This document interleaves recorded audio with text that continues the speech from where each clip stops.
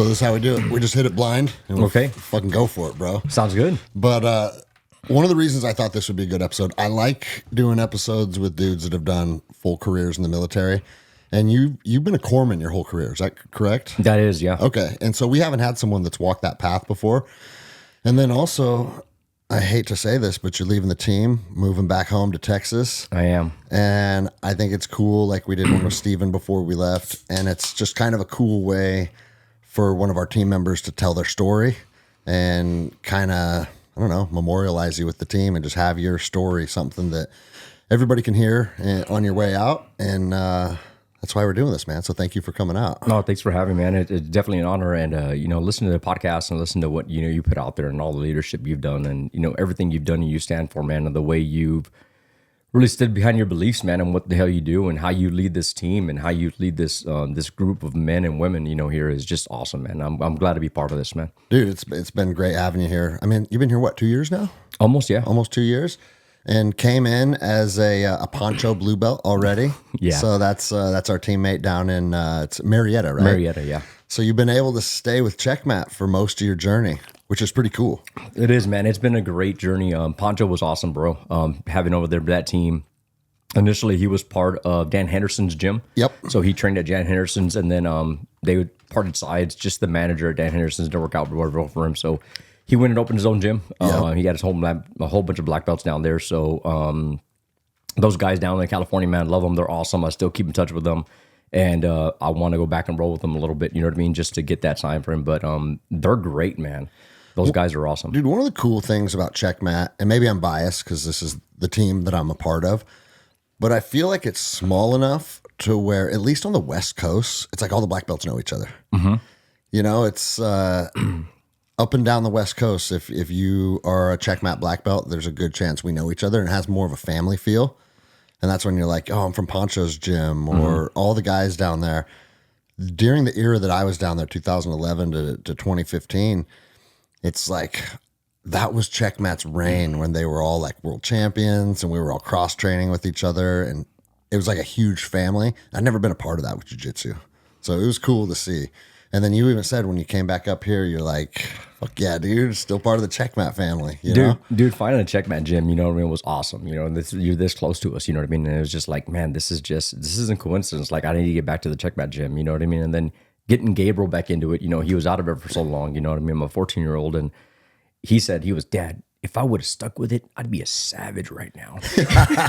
Yeah. Hey, you tell him, say, hey, that goes for every human being on planet Earth. Yeah, too, I was right? like, yeah, me too, dude. Me too. How old was he when he started? He started when he was 6. He started Okay. with Poncho. He was little, man. I have videos of him, and I sit back and I watch them, and of his rolls and out there, and he just did so good. And Poncho was real proud of him, when he was rolling over there, and he had all his coaches out there that were great, you know what I mean, that would help teaching him. Just like you have the kids class, you know what I mean? You have your different brown belts, your black belts that help teach the kids classes, you know what I mean? And it was great back there. Did you guys go right from California to here? You did? Okay. Yeah. Got it.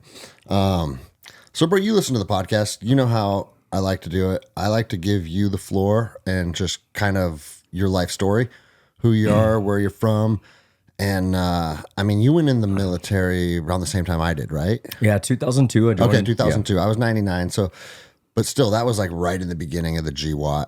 Yeah. And corpsmen are basically infantry Marines that fix people. For those that don't know, yeah. At least that was my experience. Mm-hmm. That was one of the few positions in the Navy where you're literally on the front lines. Yeah. And I saw those kids out in Ramadi because I think it's each Marine platoon has a corpsman attached. Yes. Is that correct? And so I think that's a cool journey, and I would like for you to just kind of take us through that, and then we'll just have fun like we do, bro. Oh yeah, no, man. I joined and I wanted to be an operator, when I first came in, and I was thinking about it, and my dad told me, he was in the military for about 6 years, and he trained with EOD and the SEALs at the time, back in the 70s, and he never went to the training. He never went but he did a lot of training with those guys. He was like, "Guys, these are the best, man. These guys are just awesome." So, of course, at like age 10, I was like, "Well, I want to be a SEAL. I want to be all this, right?" So, unfortunately, I was blessed with some unfortunate vision. You know what I mean? So wasn't 20/20, and there's a certain requirement you need to be an operator. So I was like, "Well, I'm gonna wait to get PRK surgery." You know what I mean? Until I join the military. But nobody would touch my eyes till I turned 21. Yeah. No doctor would do that. You know what I mean? This is back in 99, and they're like, we won't do a corrective surgery till you turn 21. That's when your eyes stop growing. So long story, man, I ended up coming in when I was 21. Ended up, at the time meeting my wife. We were both working as correctional officers at the time. I did corrections prior to about a year and a half. Okay. And so you got out of that as fast as you could. Oh yeah, man. I mean, I'll never do that again. I mean, props to everybody that's a correctional officer out there that does that job. That's a hard job. But that's like babysitting grown-ass men and women all day long. Well, and I always say, you yourself are almost doing time to a certain extent. Yeah. You're inside of a jail for 8 to 10 hours a day. And I've done it, bro. I wasn't a correction officer, but as a deputy with the Marshal Service, we would rotate and do a lot of cell block duties. And it's just dark.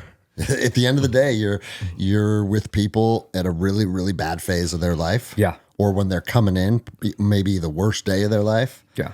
Just fucking, that's not the energy you want to live with. No, bro. It's different, you know what I mean? But for all the people that do that job and they do that career-wise, I give them props, man, because that's a hard job. Yeah. I would never want to go do that again, man. I did that for a small period, a year and a half, and then I was done. You know what I mean? But my wife and I used to always joke, man, that we met in jail. You know what I mean? Because we were both correctional officers, so we tell, how'd y'all meet? And we're in jail. And they just kind of looked at us, you know what I mean? So it was fun to have that conversation. But so are there jails then? Obviously there are, if you met your wife there, that are like co-ed. Yeah, they're not co-ed, but they have their own, like the cell block is for the females.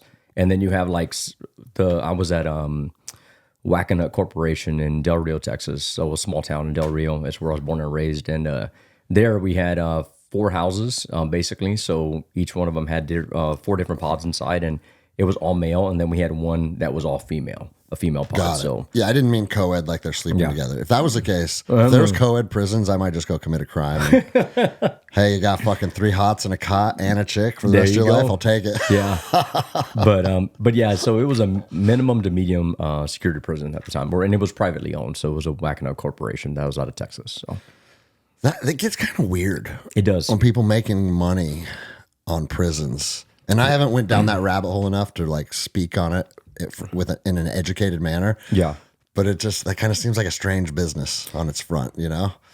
People are going to make money out of stuff, man. You're going to need a corporation to come in, and if you can't get enough, whether it's the sheriff's department or there's not a facility there to maintain that kind of inmate level, you know what I mean? Or no, so they contract it out. Yeah. No, I saw it. And it's, again, if there's a need for it, I mean, that doesn't mean like people will jump to the conclusion that if someone's making money to put someone in jail, that the system is now incentivized to put people in jail because it generates revenue. Yes.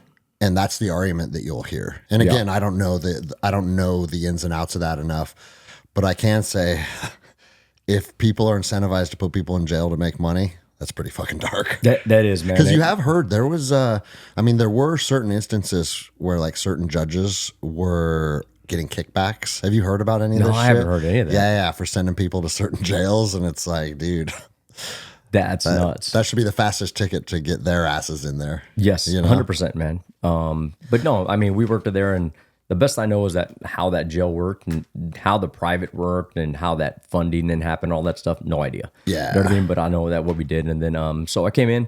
Initially came in, and I thought I came in under a good contract, and unfortunately, I found out like 2 weeks before I graduated boot camp that the dive medical officer like came in under a med waiver, and they were like, the DMO comes up to me, he's like, "Hey man, Seaman Recruit Van, we'd hate to tell you this, man, but can't send you to Buds from here."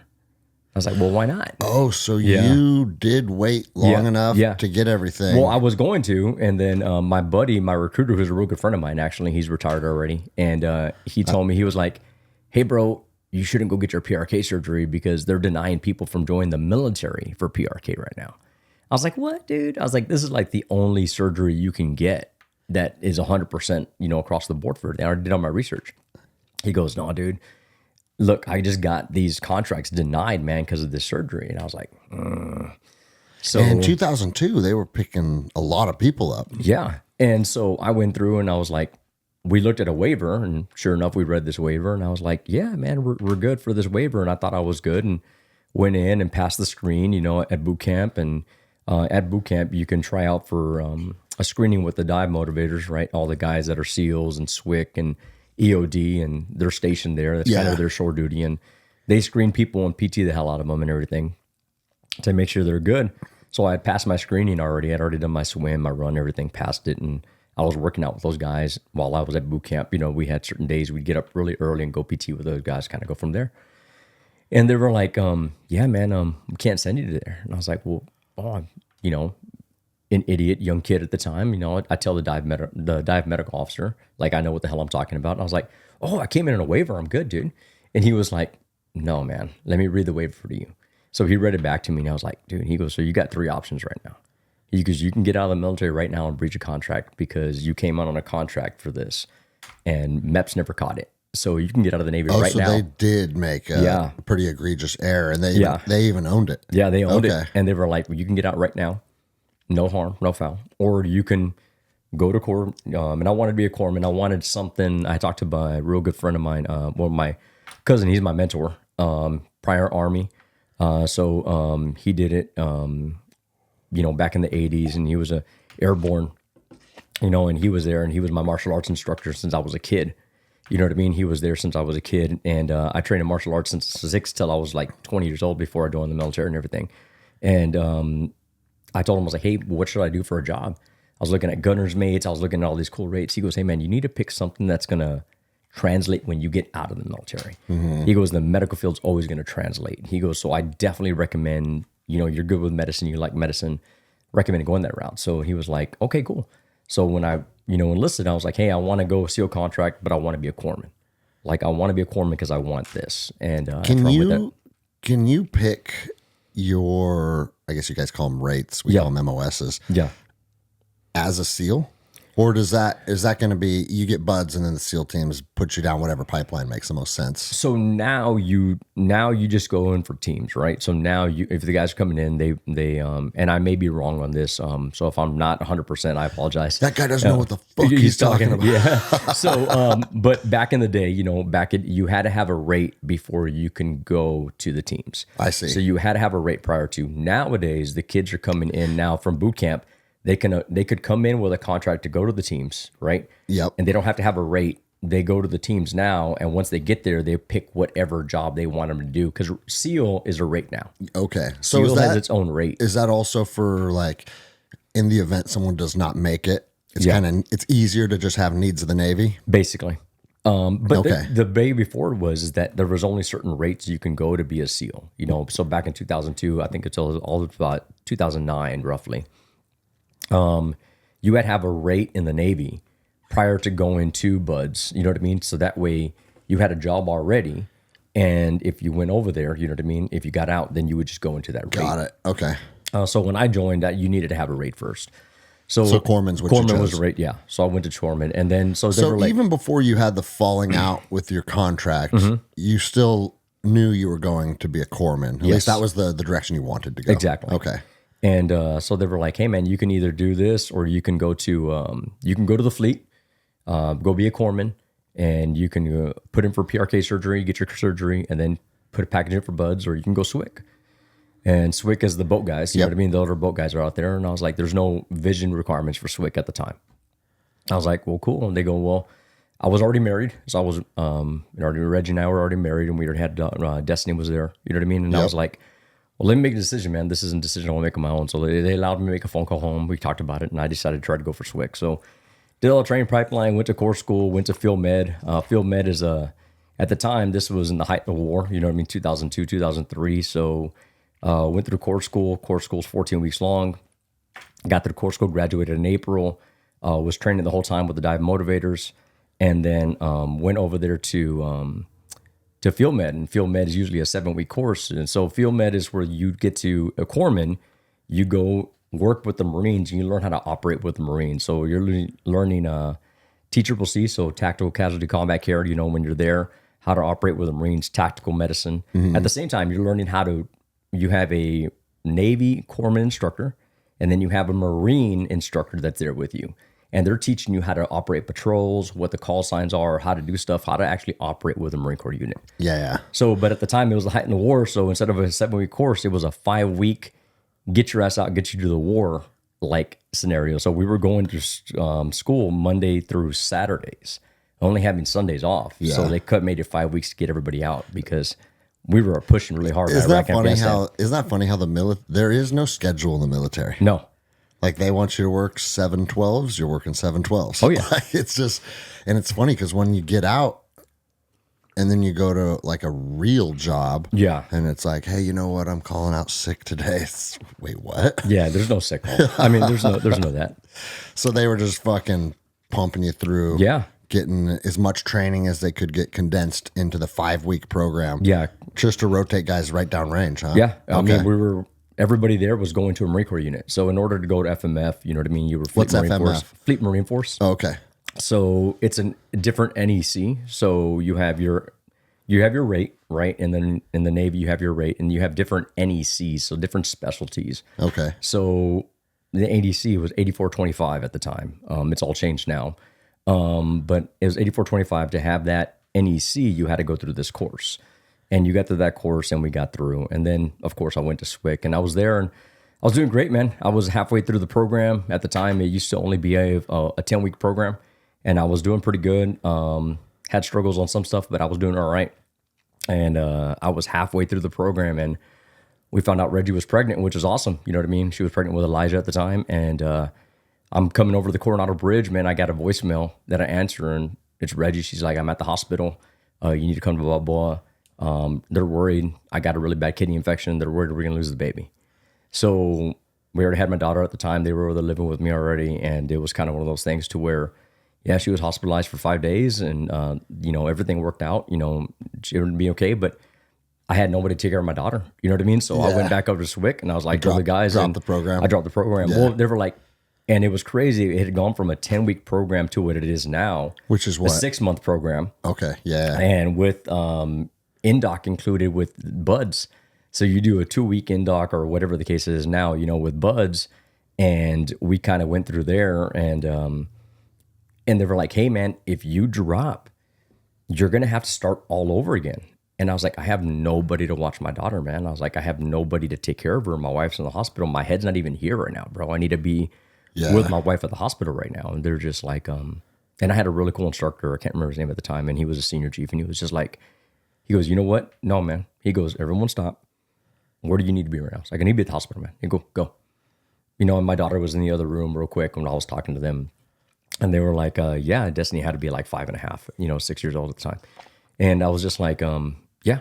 They go, no, bro, we'll figure this out later. Go take care of your wife, which is awesome, man. Like, respect that guy to the end of this day, man, because he had the right mindset on it. And it went from there. And then, I went back through, and everything that we had already passed and everything, I ended up doing training again, continued the pipeline. And I was going through, and we had a pass or fail evolution, and I ended up not making to be able to do a tread. We did that tread. It was, we got our butts smoked in the PT. So we had our pool PT, they got our ass smoked on. And then it was a 1-minute tread with an M4 above your rifle. So the first time I did it, I was a great swimmer, just couldn't tread for shit. You know what I mean? Yeah. And I ended up, before we did it, we were in slicks. So we were just in UDTs, you know what I mean? So UDT shorts and a t-shirt.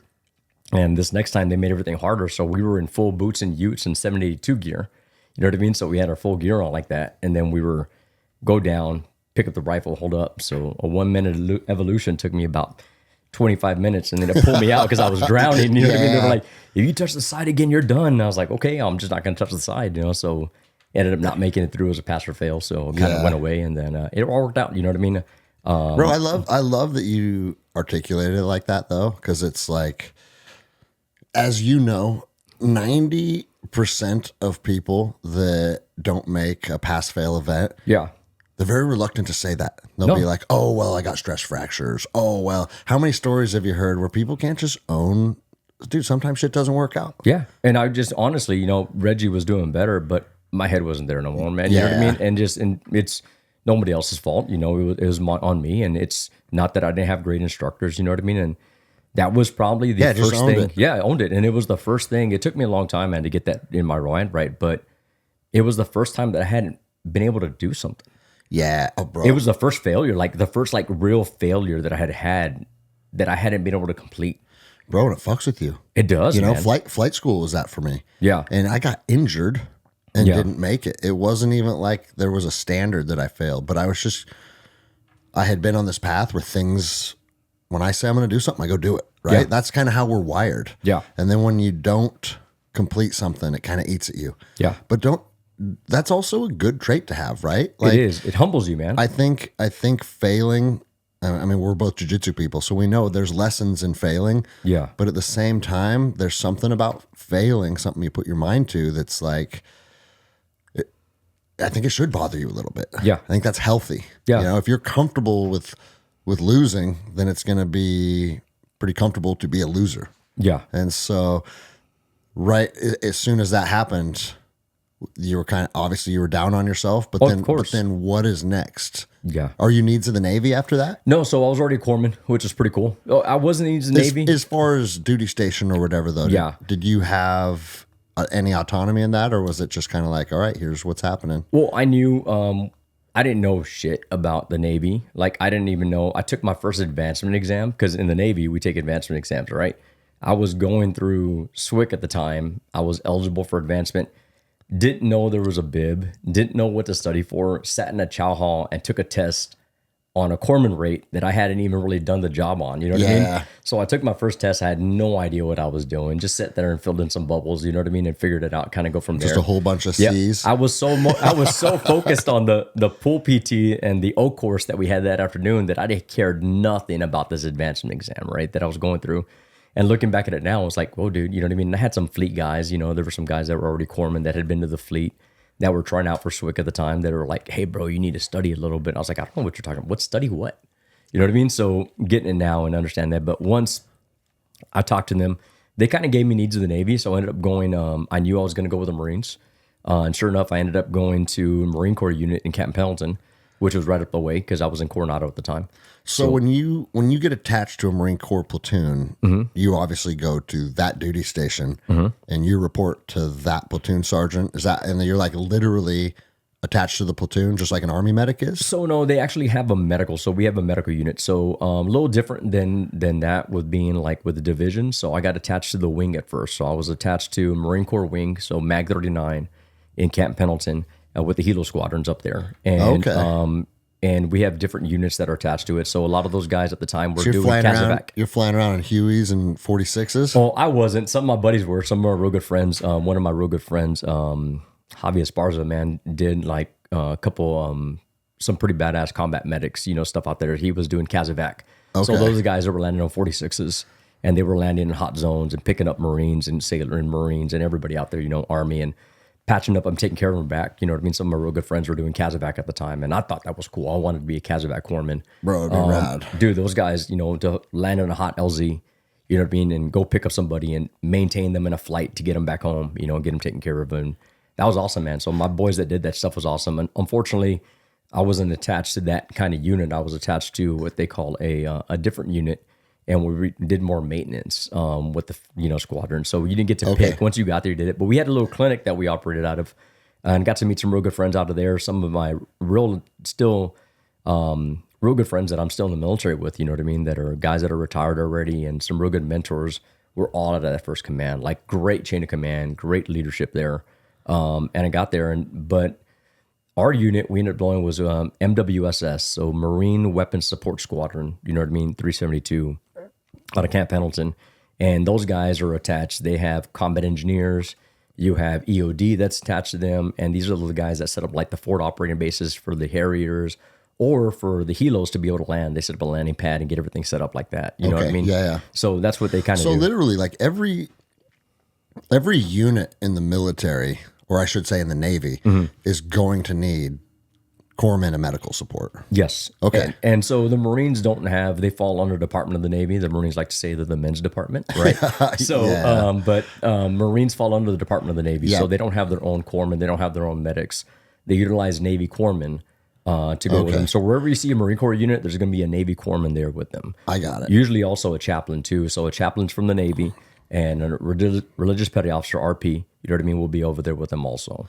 Okay. So yeah, I mean, I had the misconception that a corpsman's attached to a Marine Corps platoon because that's what I saw. Yeah, and we are. Right. We are. So we're embedded completely. But it's with every unit. Yeah. Both the combat MOSs and the support MOSs. Yes, 100%. So being over there, and I was still motivated as hell, bro. Like, you know, even though. How old are you at this point now? Oh shit, I joined when I was 21.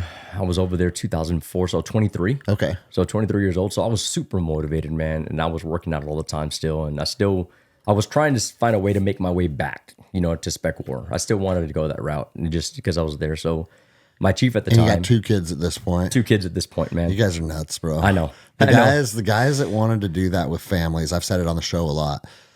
As soon as I had my daughter, like my mindset shifted. Because it's just like, fuck.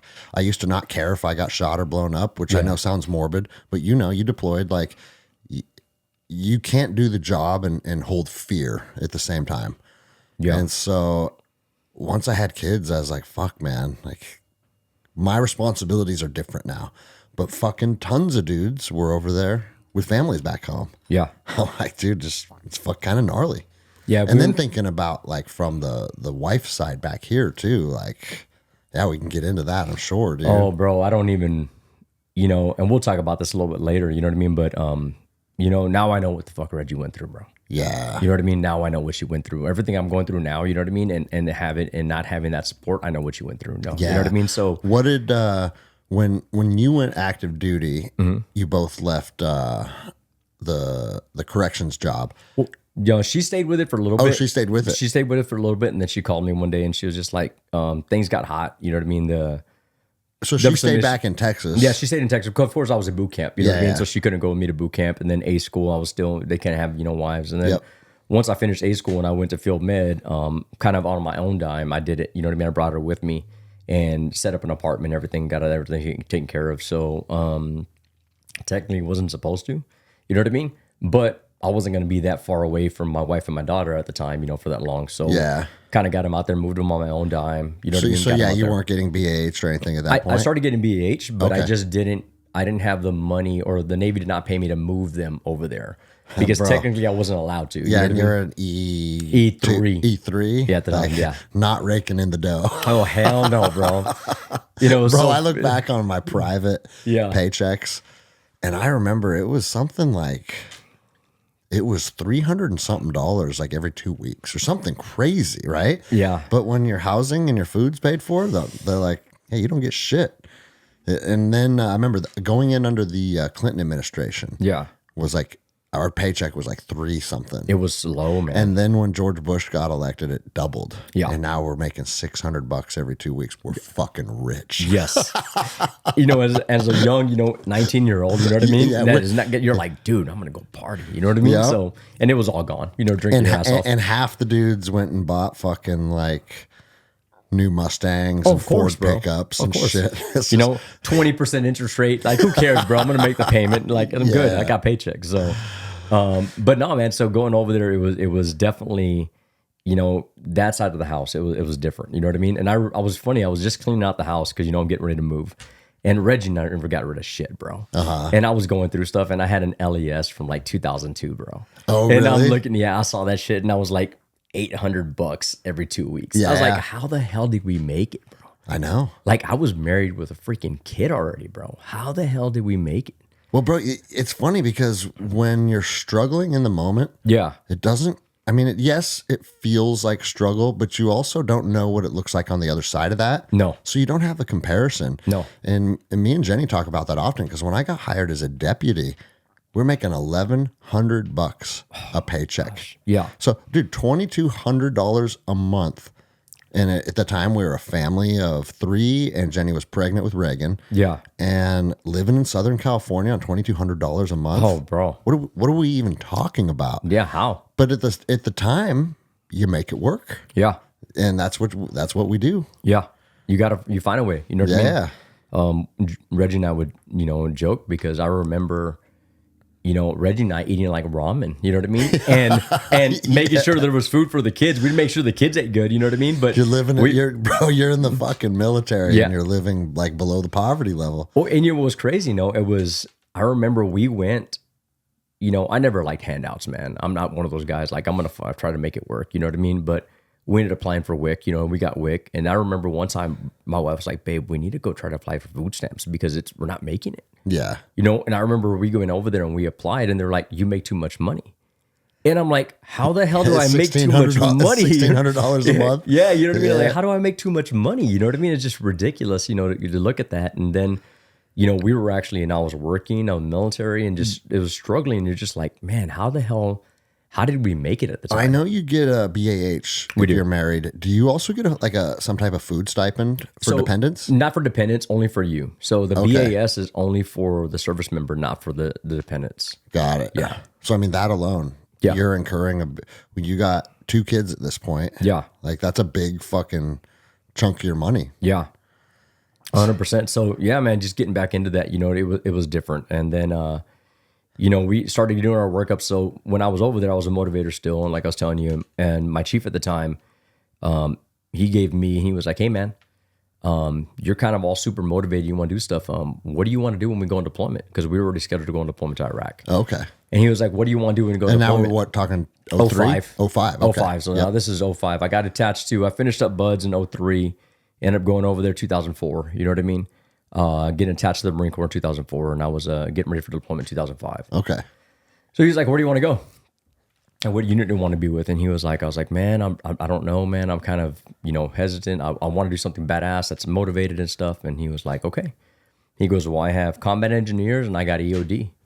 And I was like, well, what's the difference? He kind of explained to me. I was like, no, Dad, I want to go with Marine Corps EOD. Okay. So I got attached to Marine Corps EOD to be their corpsman for deployment in 05, 06. And a great group of guys, man, great unit. And we had our Marine Corps attachment was attached to us. MPs were our security attachment. So whenever we rode out, we had a group of MPs, military police, you know what I mean? That were all our security attachment when we went on our calls. So you guys, this was 05. 05. So like the IED threat was ever fucking present. That's when it started to blow up. Yes. Were you in those driving around in those vehicles that had like the big fucking RPG cages and all the shit? Or what was your guys's, I guess just talk us through that deployment. Where did you end up going? And then what was like the daily operation? Yeah, so we ended up going to Al Taqaddum. So we were based out of TQ. Okay. Right below Habbaniyah, Lake Habbaniyah, Fallujah. Yep. Right. So excuse me. So we went over there and we got over there, and our daily basically was 9-line calls, man. So IED 9-line calls. So we had three EOD techs, 4 EOD techs, and actually we had one person training on board with us, and then our security detachment, and it was a 5 vehicle. So my warrant officer at the time was like, dude, I don't want any other signature. So at the time, 05, 06, there was a big price tag on EOD techs. By the insurgents, right? By Al-Qaeda and all those guys. They wanted to end as many EODs as they could because they were dismantling all the bombs. Of course. They were taking everything out. So there was a big thing. So my warrant officer was like, and this was his second tour down range. So he was like, no, bro, we're not doing anything to signify us of being EOD. Okay. So we rolled in up armored, and they had just got up the up armored Humvees. So we rolled in 5 up armored Humvees, basically. It's when we rolled out.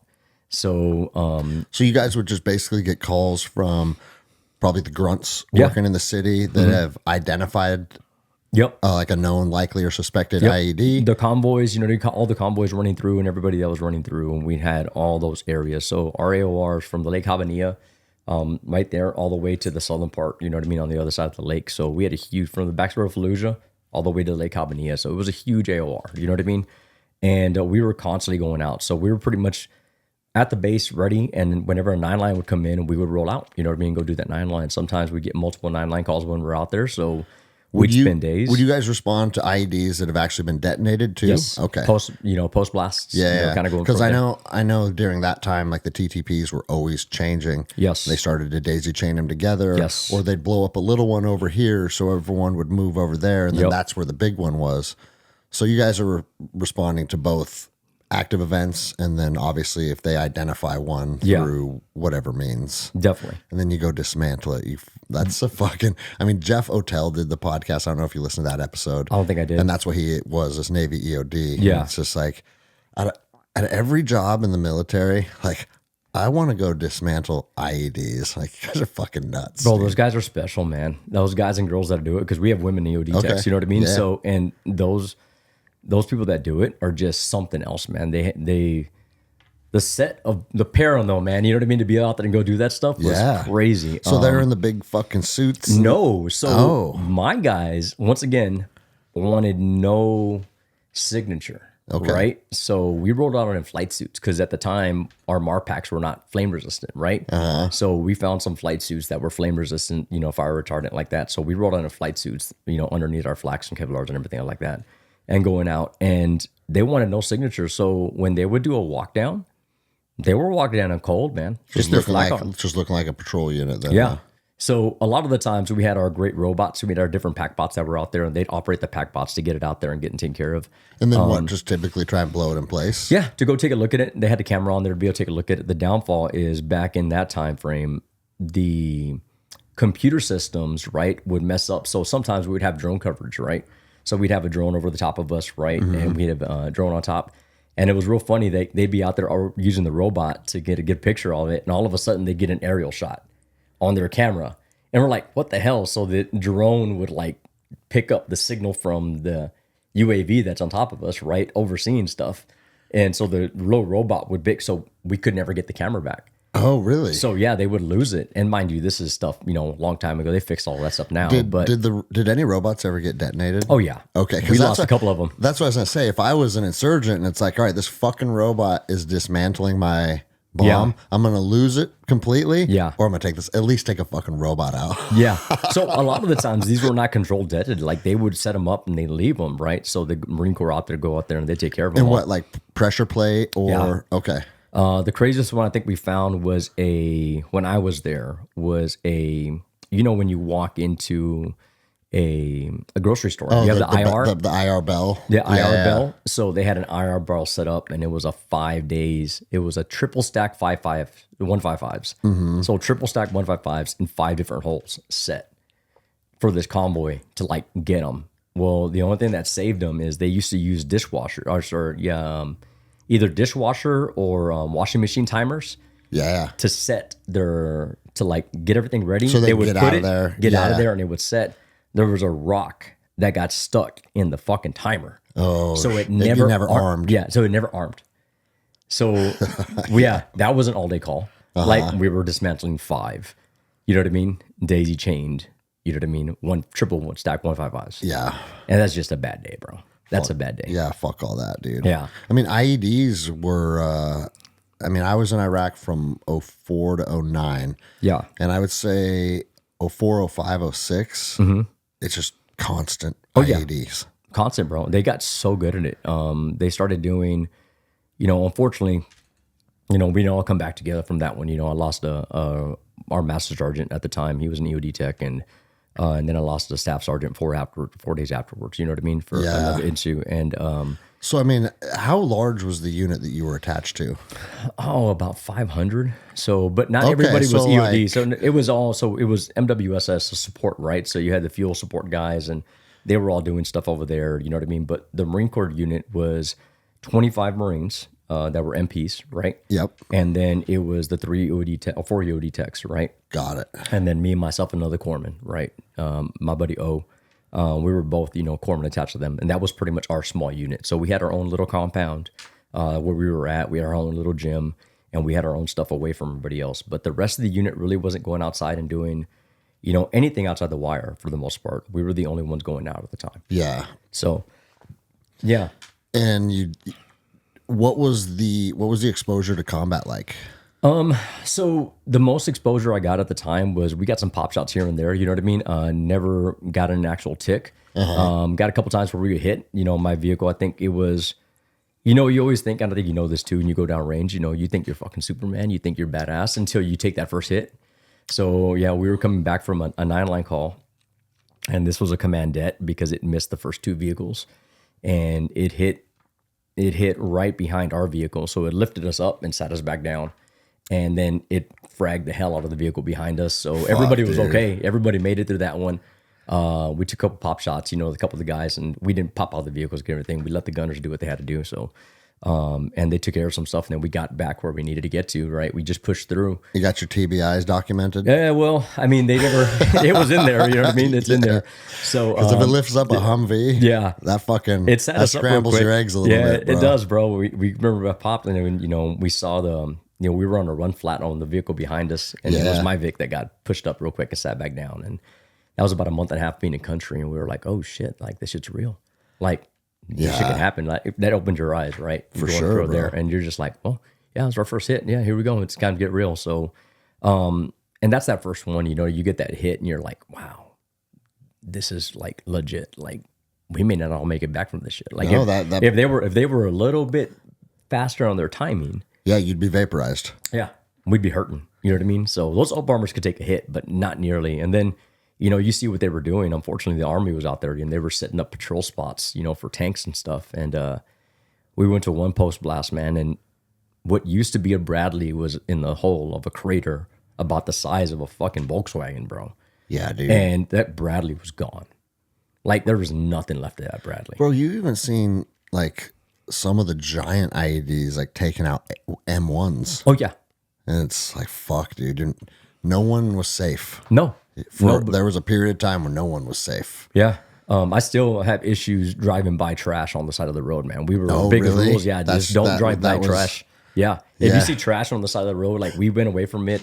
They used to put like kids' toys, you know what I mean, on the side, and people go pick it up and they'd pressure plate it. You know what I mean? So or remember they put them in like dead dogs. Oh yeah, 100%. Or then as our tactics changed, then their tactics changed because it'd be like trash pile. What does everybody do? Skirt the other side of the road. Yeah. Right. And then they started to notice that. So then they'd put a trash pile. Yep. And then bury one on the other side of the road and shit like that. Yeah. And it's, I always tell people, because people think like, oh, they're just a bunch of stupid sand people, you know, and it's like their TTPs were advancing as fast as ours. Oh yeah. And they had the autonomy to really do whatever the fuck they want. Yeah. And they were pretty genius in how they put those together and how their TTPs advanced. Yeah. And it was constantly mirroring our tactics would change, their tactics would change. 100%. Our tactics would change, their tactics would change, which is just the nature of warfare. But to be able to see that in real time, it's like there's never a period of time where any set of SOPs is like, okay, this is what we're doing. This is what keeps us safe. Yeah. That's what kept you safe yesterday. Yeah. And we'll see what happens today. Yeah. Don't pick up any wires. Don't do anything. Like, it was so crazy at the time, like what you wouldn't do. You know what I mean? Well, bro, now that they've incorporated the drones. Oh man, I'm glad I got out before that, dude. Bro, I'm so scared of that, man. That's something else. You see them fucking like lock onto people. Yes. And they're chasing them around, even chasing them into trenches and shit. Yeah. Or the videos of people trying to shoot them out of the sky. Like, dude, fuck all that. Yeah, give me my 12 gauge, bro. Yeah, it was like shooting skeet, but if you miss, you die. Yeah, like you can't miss that one. Yeah, I'll pass on that game. No, dude. bro. And you know, at the time it was so crazy, and that's how I think, you know, nothing was ever confirmed on how we lost our master sergeant, but we had a 9-line. What do you mean by that? So we couldn't, because it was a post blast, like we couldn't get to it afterwards, right? So we had a second team out there, but he was on a 9-line call. The robot had gone down there. We had a kick out. So basically one blew and we had a kick out. So he went down there. Kick out? So basically the IED went off and it kicked the robot out. Oh, okay. So the robot was no good no more. And we couldn't get the second robot working. So he decided he's going down. So he did a walk down to the IED. And my staff sergeant was right next to him. And he was probably like 10 feet away. And we think the only reason that, you know, a staff sergeant at the time made it, he ended up dying 4 days later from a different incident. You know what I mean? But it was kind of one of those things that we think that the flak, you know, pretty much took all the blasts. Like, Master Sergeant took all the blasts. And it protected him, you know what I mean? Because he was right there. But he had made a call. He had seen everything. Like, there was still a 155 in the hole. Or there was still a projectile in the hole. And they think what they did is they put a pressure plate underneath it. So now EOD's going in there, right? They're doing something. They're lifting the device. As soon as they lifted the device, it's got a second trigger on it. And then your staff sergeant was my master sergeant, a few feet behind your master sergeant? Yeah. Okay. And so master sergeant got hit, man, and he was gone. Like, it took 2 body bags to bring him home. Yeah. He was in pieces, bro. And that sucked. You know, that was our first real hit. And then staff sergeant was like man, he was a few feet back, man. And that was a hard day for all of us. You know what I mean? Of course. And then but there's no stopping. You know what I mean? We paused for a little bit, but 9 lines are still going on. You know, IDs are still being set. And isn't that the craziest lifestyle? It's like your master sergeant, who's probably like one of the senior guys. Yeah. Was he the senior guy? No, our warrant was the senior Warrant guy. was the senior guy. But still, like, he's the guy that, I mean, he's been around. He knows what's up. oh, yeah. And now he's gone. Yeah. And it Fuck. dude, that sucked, man. It hit the team real hard. I mean, you know what I mean? Because he was a really good guy. And I mean, we all looked up to him. You know what I mean? Everybody looked up to him. What was his name? Brett Angus. So, how old was he? Oh, Brett was a little bit older. I can't remember. I think he was in his late 30s. Okay. Coming up. Old man. Yep. Old man in the military. Old man in the military. You know what I mean? I look back on that as like, you know, your first sergeant or whatever is 37. And it's like fucking old man. Yeah. And now it's like, bro, the whole I look back like an entire Ranger company, almost all of them, even the commanding officers are like kids. Oh, yeah. 100%, You know? dude. I look at it now, dude. I'm 44, man. We're, you know, we're Yeah, the same both age. 44, You know what I mean? yeah. And just, I look at it now still being active and, dude, I'm the old guy Yeah. at 44. You know what I mean? It's just like, dude, that's crazy, man. You know what I mean? To make it this long. But, you know. And so then your staff sergeant, you said, got killed 4 days later. Yeah, so we were. Well, that's a rough fucking week for the team, bro. man. It was November. November in Iraq is when it gets nuts. I don't know what it is, man. Dude, it's like, Ramadi or dude, all of those areas that I like. November, it's kind of like the sandstorms roll in. yeah, Visibility is always kind of shitty. yeah, It's cooling down too, because bro, I mean, in the peak of summer, yeah. neither side of the war wants to be on the streets getting after it. Hell no. But as soon as it cools down a little bit and those sandstorms start rolling through, shit was getting squirrely. Yeah, no, definitely, man. And so you know, we lost the mass sergeant. We kind of stood down for a day or two, and just some other teams picked up. And then I think in my, you know, and then you know, a couple of days later, we were doing a mission that we shouldn't have been on. I believe it. We shouldn't have been on this mission. We had gone nonstop, and there was a certain tour of an area they wanted us to go look at, review this fob real quick and see how everything was, and then come back. And it wasn't even our mission. EOD wasn't even part of it. They just sent the MPs out, but we had just been out for like a day and a half straight. You know what I mean? So more than like a specific call, it's kind of like a recce. Yeah, it's not a recce, you know what I mean? Just go reconnaissance to this area. The fob was already set, but they wanted us to go look at the spot. And we had told the CO at the time, you know, like, hey, man, this is a bad call. You know what I mean? This isn't good. And they're like, no.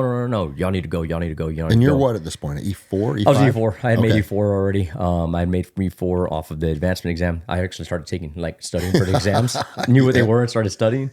So I had made it to E4. And so we get the call out there, and, you know, and we end up going out, and we were all smoked. And the CO at the time was like, just switch out the drivers. I was like, you don't know how this operates. Like, you just don't switch out a driver. A driver and a driver are matched. You know what I mean? So these guys are always working together, and we ended up switching out the drivers. And we were coming back from this recon, and there was a vehicle on the road. And you remember Iraq, like, we own the roads over there, right? So you got flashed if you didn't move. You know what I mean? You got a White Star cluster. If you didn't get a White Star, then you got a Red Star cluster. If not, you're getting lit up, right? Lit the fuck up, dude. So we're on the way back, and we're probably like 5 minutes, 10 minutes from base, right? And this car won't move in front of us, and they're flashing, and things went wrong, and the car ends up kind of stopping, like pulling off to the side, but because there was a whole bunch of potholes along the side of it from old bombing spots, right? And the vehicle that was there ended up bumping that car and moving it out the way, but it caused the Humvee to go left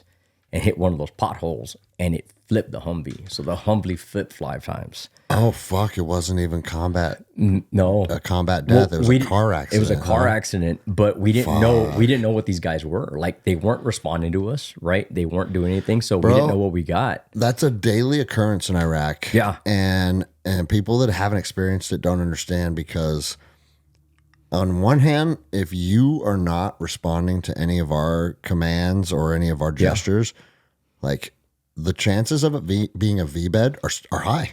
Yeah. But you know what it is equally as high is a confused Iraqi that fucking refuses to take direction or apply common sense. Yeah. And bro, at the end of the day too, it's like, everybody on both sides is probably in this fucking state of confusion. Like, they don't speak our language. We're shooting star clusters at them. Like, you would think, just get the fuck away. Yeah. Like, that's what we're trying to tell you.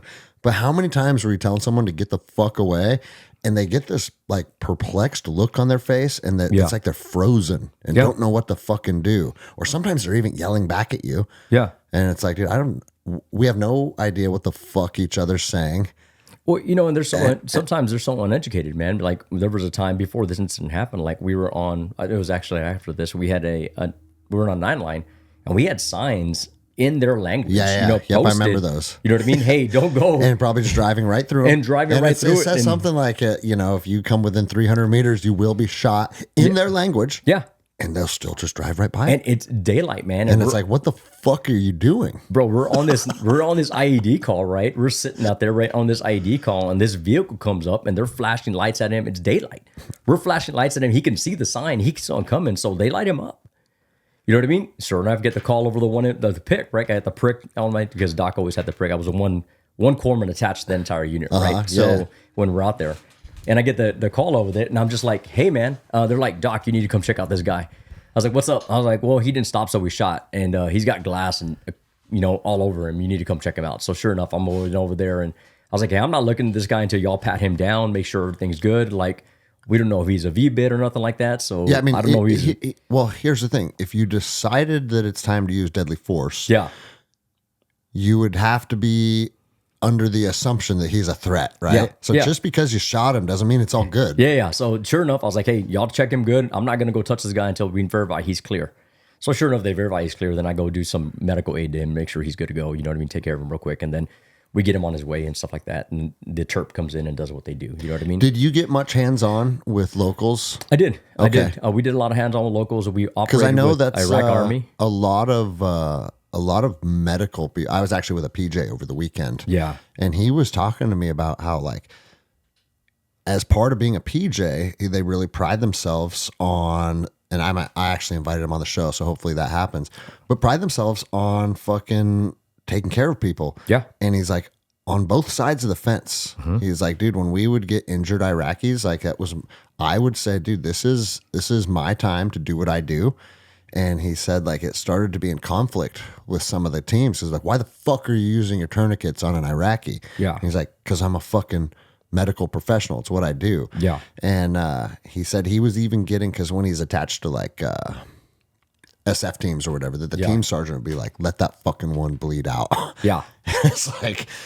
And then there's the other side of the coin where people are like, no, this is good training. I've heard that a lot too. Oh, so I'll tell you a story a little bit later. I got one from Iraq, Afghanistan like that. Tell it. Yeah. Yeah. So, but anyways, we ended up taking care of this guy real quick, right? And get him out of there and like that. But, going back to the motor vehicle incident, right? That vehicle happened, it flipped, right? And we didn't know what these guys were. So, but all 5 of my guys got thrown out the vehicle, man. So, and then my staff sergeant, the one that, was right next to it, believed that he came out, he was the A driver. He went out and we think the vehicle rolled over him. Oh. So he had this huge hematoma on his left side. You know what I mean? Huge hematoma on there. So, of course, I can see the pile of smoke. They're like, Vic down. So I'm like, hey, get me the fuck up there, right? So I get my med bag out of the truck and I start assessing.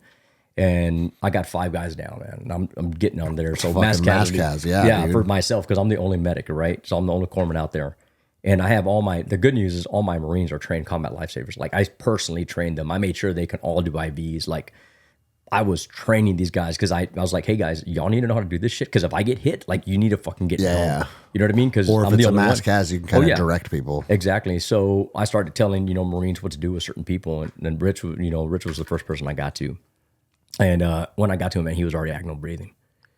Like, he was already agonal breathing. What, agonal? Agonal breathing. So that slow, like, death breathing. Okay. Yeah.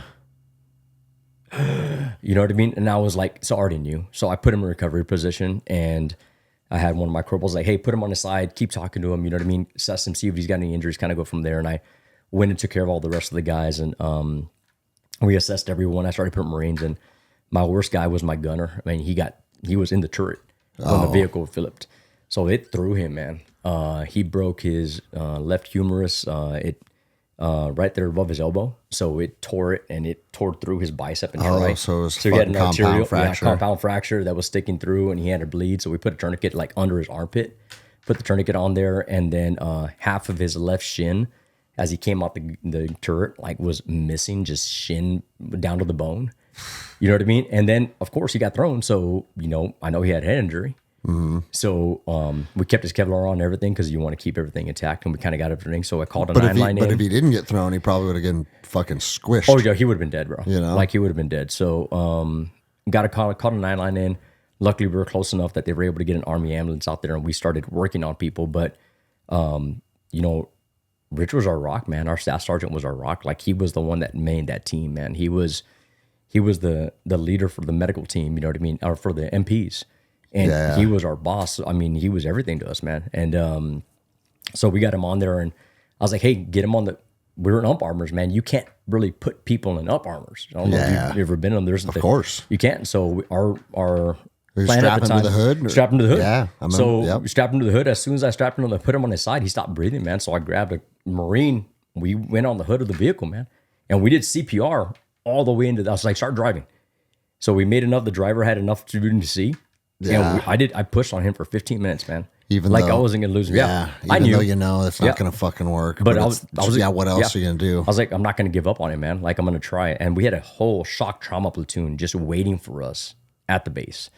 So we called it in. They got him. They sat in there. You and they still have like a pulse when you got there? Okay. We had still had a pulse. We were pushing on him. You know what I mean? And we're going. And then sure enough, man, they put 2 chest tubes in, and he filled up with blood. They put a trike in, and he just filled up with blood. I mean, they was like, and I talked to the guys later, the trauma surgeon that was there. He goes, bro, you could have had us on scene, and we wouldn't have saved him, bro.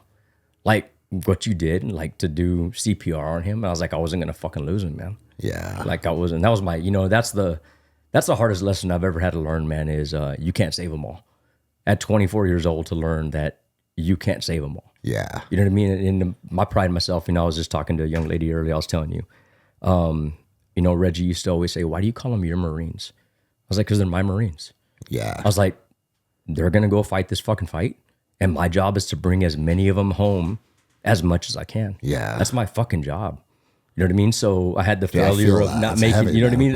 That's my job. I mean, that's the whole fucking purpose Doc's there for, man. Yeah. Is to bring you the fuck home. To take care of you when you're sick and cold and your feet hurt and you at your Motrin and to fuck with you. Too. Yeah, but the big reason we're there, man, is to bring you the fuck home. Or to fucking do everything I can to try. You know what I mean? So then inside of 4 days, you lose your master sergeant, and then you lose the staff sergeant that's really the enlisted leader of the unit. Yeah. What's next after that, bro? Bro, we fucking keep grinding, man. Like we just an E5 or something steps up. Well, no, we had another staff sergeant there, but I mean, this staff sergeant, like Rich, was like everything. He was the guy. He was the guy. Yeah. You know what I mean? So we had another staff sergeant there, but we just, we had a downtime for a little bit and then go over there. And I think, with those two, and then we lost another Navy EOD tech at the time, and then there was an HM2. What's HM2? Hospital Corpsman second class. So I was an E4, I was an HM3, and he was an HM2, and that was attached to a different unit. And they both got hit on an IED blast. They were, a secondary got them.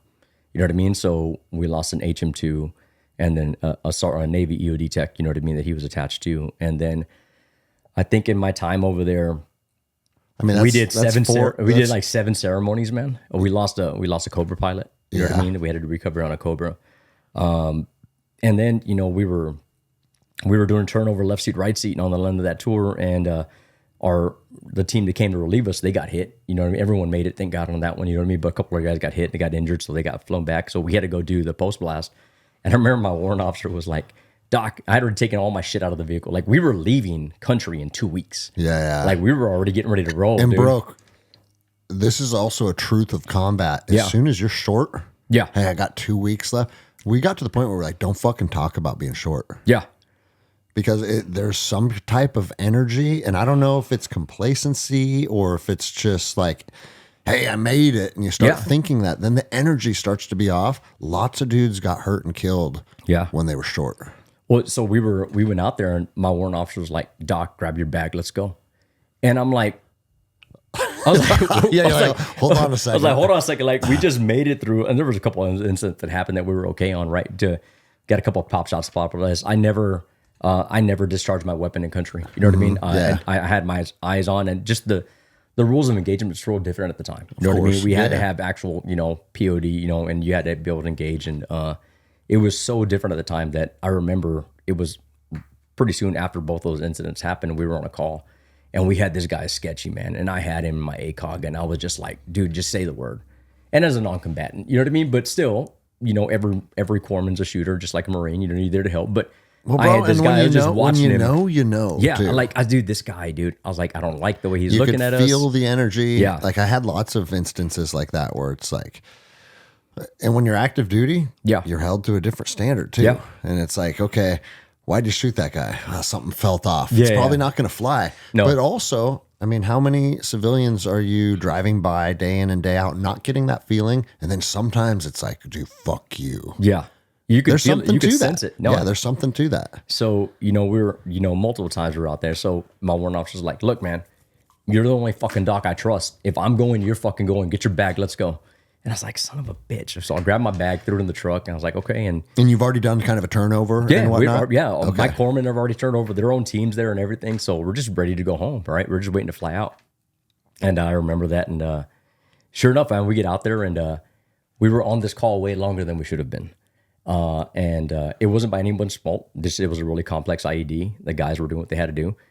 But there was only one way out and in of this AOR, it's the right? fucking worst. So the team that had gotten hit, we relieved them. They rolled out, right? They rolled out, and about an hour and a half, 2 hours later, we rolled out behind them. But there's only one way in and out of this fucking road. And the guys that know it, it's MSR Iron. So everybody that's been down in that range that knows that fucking road, that road sucks. It's like MSR Michigan. That's the one going into Fallujah. Oh, yeah. Yeah. Through Ramadi, yeah. too. Through Ramadi. Yeah, fuck that place, bro. I hate that road, bro. You'll never. I've probably there's drove streets down- that we'll never drove. We'll I never bet forget. I've drove down Route Michigan 150 times, bro. Bro, I over hate- the fucking year and a half I was there. Yeah, I hate that road, man. Dude, everybody hates those roads. Yeah, dude. It's just like we'd go over there, and sure enough, man, we're coming back, and one of the lead Vics, and we always bounded like we would, you hit a choke point, right? So one vehicle would post, and that have that cover right there, and then the rest of the vehicle goes by, and then the vehicle jump in behind. You know what I mean? So Yeah, we're yep. going, because we're not stopping, we're going nonstop. And one of the lead vehicles, and it was already dark at this time, and we rolled NVGs, like we rolled blackout the whole time we were out there. And we were coming back, and our lead vehicle had popped a pyro, and almost it looked like they caught the car on fire a little bit. You know what I mean? So we're looking to the left, and What, someone popped one a pyro, on 'cause- accident? No. There were people that were in the way. You know what I mean? So they're got it. engaging. Yeah. So we're trying to get people. We're going through a small little spot, and we're popping, getting people out of the way and stuff like that. So they pop a pyro, and they got it over there. And we're looking left, and there was a berm on my side, right? And there's a berm like that, and all I saw was a fucking flash, bro. And I grabbed my gunner and I pulled him down, and all you could hear is the crack. And I was like, fuck, we're hit. Well, EOD was behind us with NVGs, and they thought we were dead, bro. We went into So a dude boat. popped over that berm and No. Or we got hit by an IED. They commanded an IED. I see. But they put it in the berm. They put it at driver's height. They didn't put it on the ground. They put it in the berm. Well, luckily these guys can't read our munitions, bro. It was a fucking Illum round. Oh. So the Illum round went off, and EOD says, the techs were like, bro, y'all look like y'all just flew in flames, and we thought y'all were dead. So what, they blow up a different army patrol and they just take all the munitions out and start building IEDs. Yeah, or and they whatever they built do. one with an Illum round. Yeah. So It's your lucky fucking day, bro. dude, so lucky, because I mean, I felt the shake, and I held the rocks hit my window on the up armor, right? So I grabbed my gun. I was like, I'm sure you good? it's bright as fuck too. Yeah, bro, I just turned my head. I was like, you know what I mean? It's it. Bro, Yeah, we're done. yeah. So sure enough, You're like, you're going towards the light. Yeah, You're yeah. like, oh no, it's just an Illum round. It's just an Illum round, we're I'm good. still alive. So we go through. I'm talking to my gunner. I was like, hey, you good? You good? And he's like, yeah, man, I'm good. My fucking ears are ringing. I was like, okay, get your head in here real quick. So they're like, everybody good? And I'm like, push. So we start taking pop shots, right? We keep on going. We push through. And sure enough, man, we get back to the base, man. And there's a mark on my door, right on my door.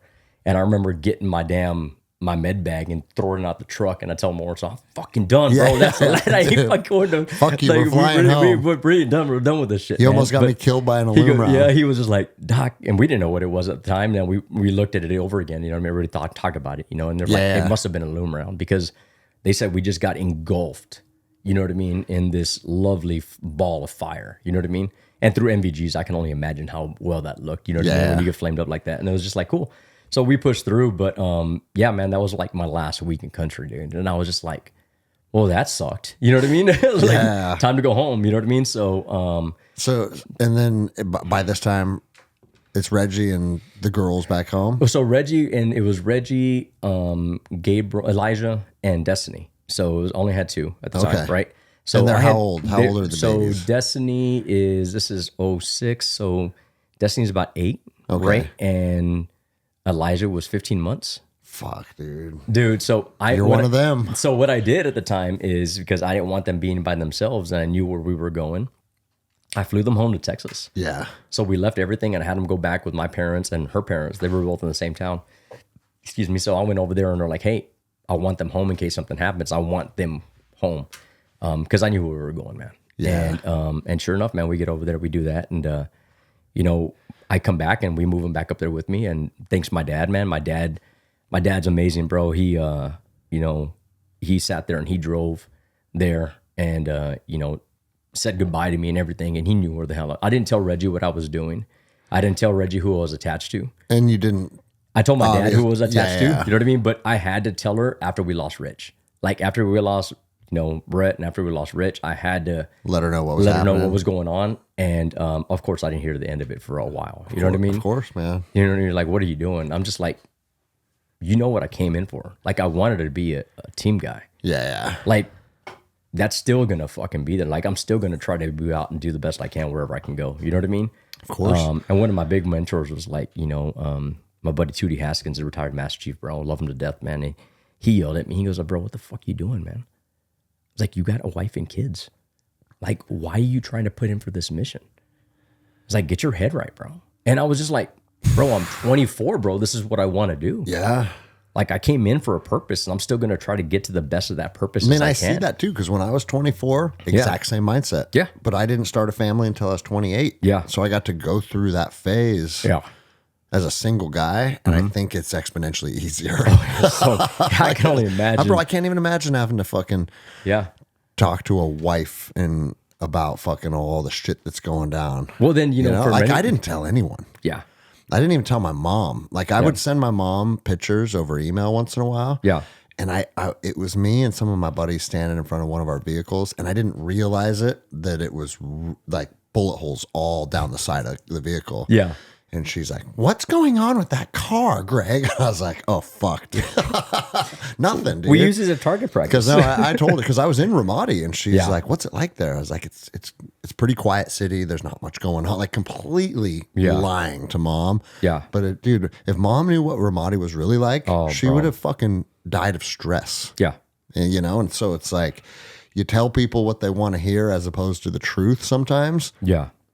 And is that the right answer? I don't know, but that's what I did at the time because I didn't want to torture mom. Yeah. They're already tortured. Oh, yeah. Just they know you're in Iraq. Yeah. That alone is like, fuck. Especially the times when we were over there. Yeah. You know what I mean? And the only person I knew what I was doing was my dad. Yeah. Because I knew my dad could handle it. You know what I mean? Being with everybody. He was a postal clerk. He didn't do anything pretty crazy, you know, but he did his time overseas, and he was in Japan when they had a couple of blasts, IED stuff, some stuff didn't go very well. You know, he was on the end of the evacuation of Vietnam, so he was in from 72. Okay. You know what I mean? To like 78.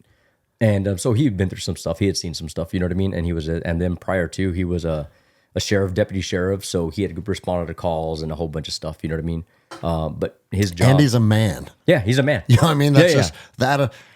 The men in our life, we treat different than the women in our lives. Like women are not hardwired to deal with people getting blown up and fucking killing people and shit. And it's like, I know the military's putting them in those positions now. We could do a whole other episode on that. Yeah.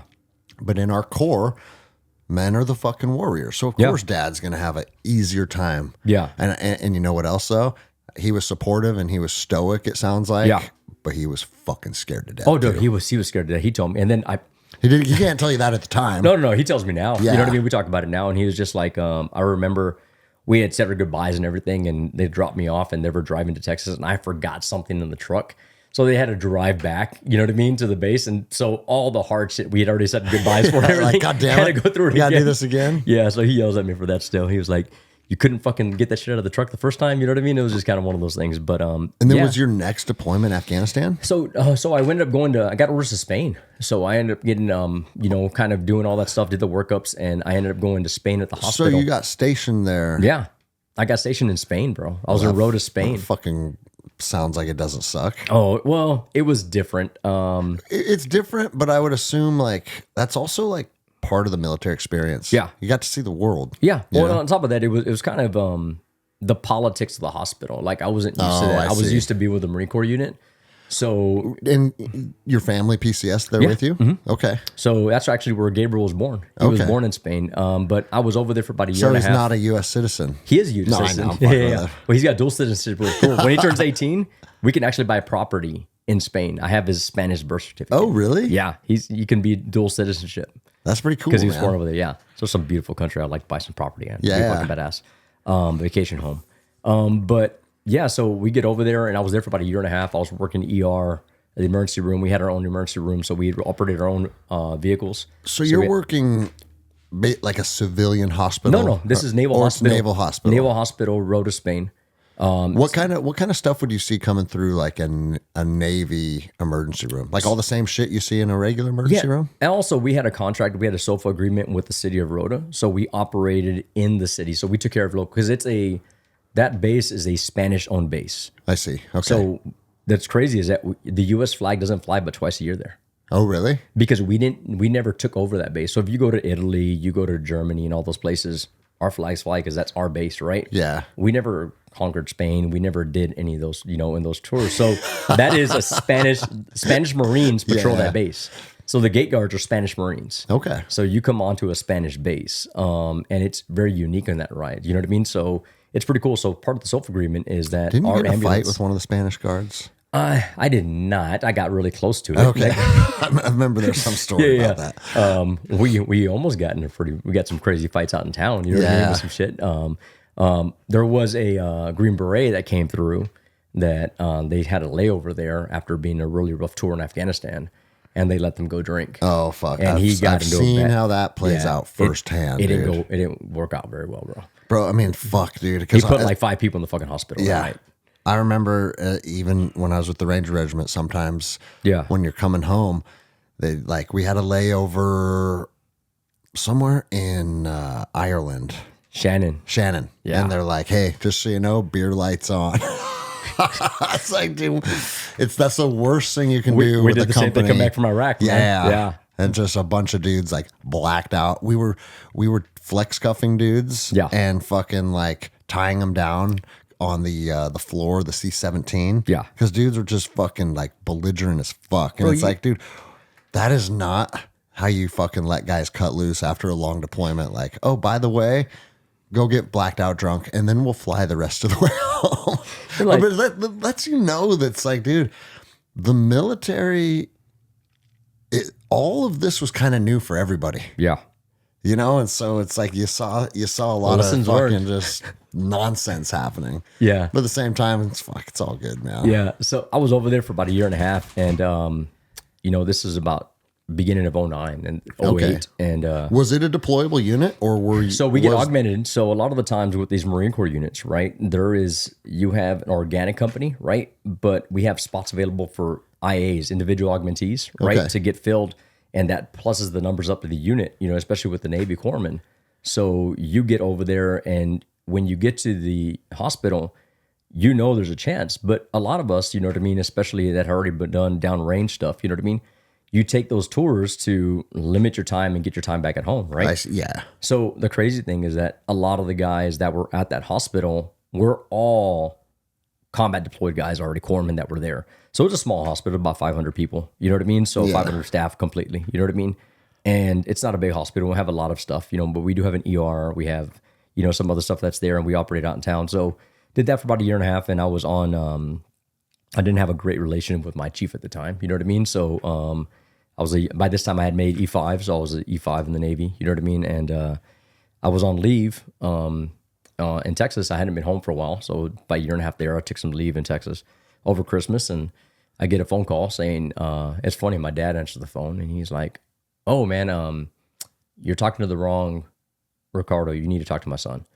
So my chief pretty much called saying that I got voluntold for deployment. And your dad got the call my about dad got that? the phone call because we were getting ready to go hunting because my dad owns, 10 acres, so we were getting ready to go bow hunting. I was shooting my bow, getting ready to go out. And he goes, you need to take this phone call. I was like, oh, what's up? And he was like, hey, and then it was my chief. And I was like, what's going on? He goes, well, you just got volunteered for a deployment. And I was like, I got volunteered. I was like, I wasn't there to volunteer. He goes, well, there's an IA that came up and we went through the whole list and you're the one going. And I'm like, voluntold. I got voluntold, fucking noted, right? And I was really pissed because there was people at that hospital that were FMF that had never been downrange, right? And mind you, I'd only done one tour, right? So I didn't have a lot. There's guys that had been 3 or 4 tours, you know what I mean, already prior to going through. So, but nobody has gone. So they're like, cool. I was like, hey man, where am I going? They go, you're going with 2-3.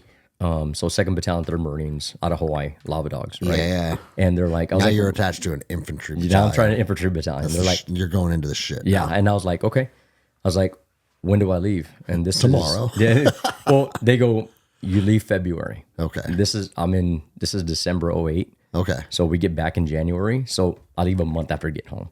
So I was like, okay, how long? Well, total 10 months.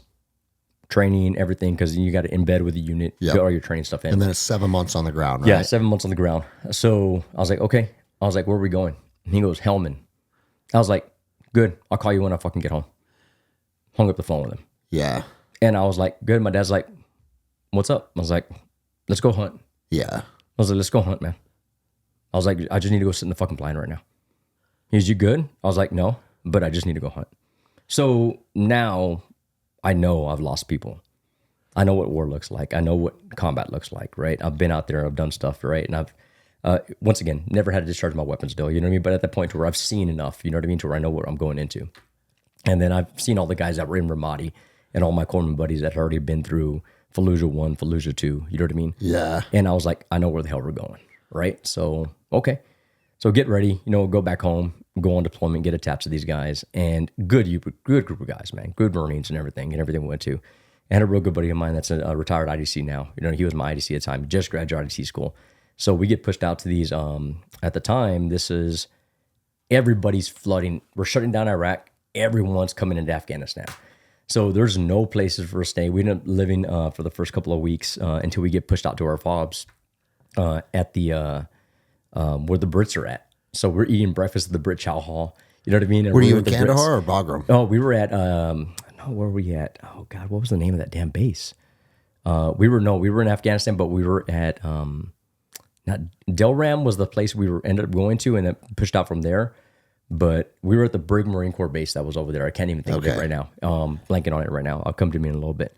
But we're there. It's getting all set up, right? And we end up going out and we get pushed out. So I get with my little team. And at the time, I'm attached to a headquarters squadron, right? So I'm part of medical. So we create a little BAS up there. So it's an IDC and 3 other corpsmen, right? We get up there, we get it all set up.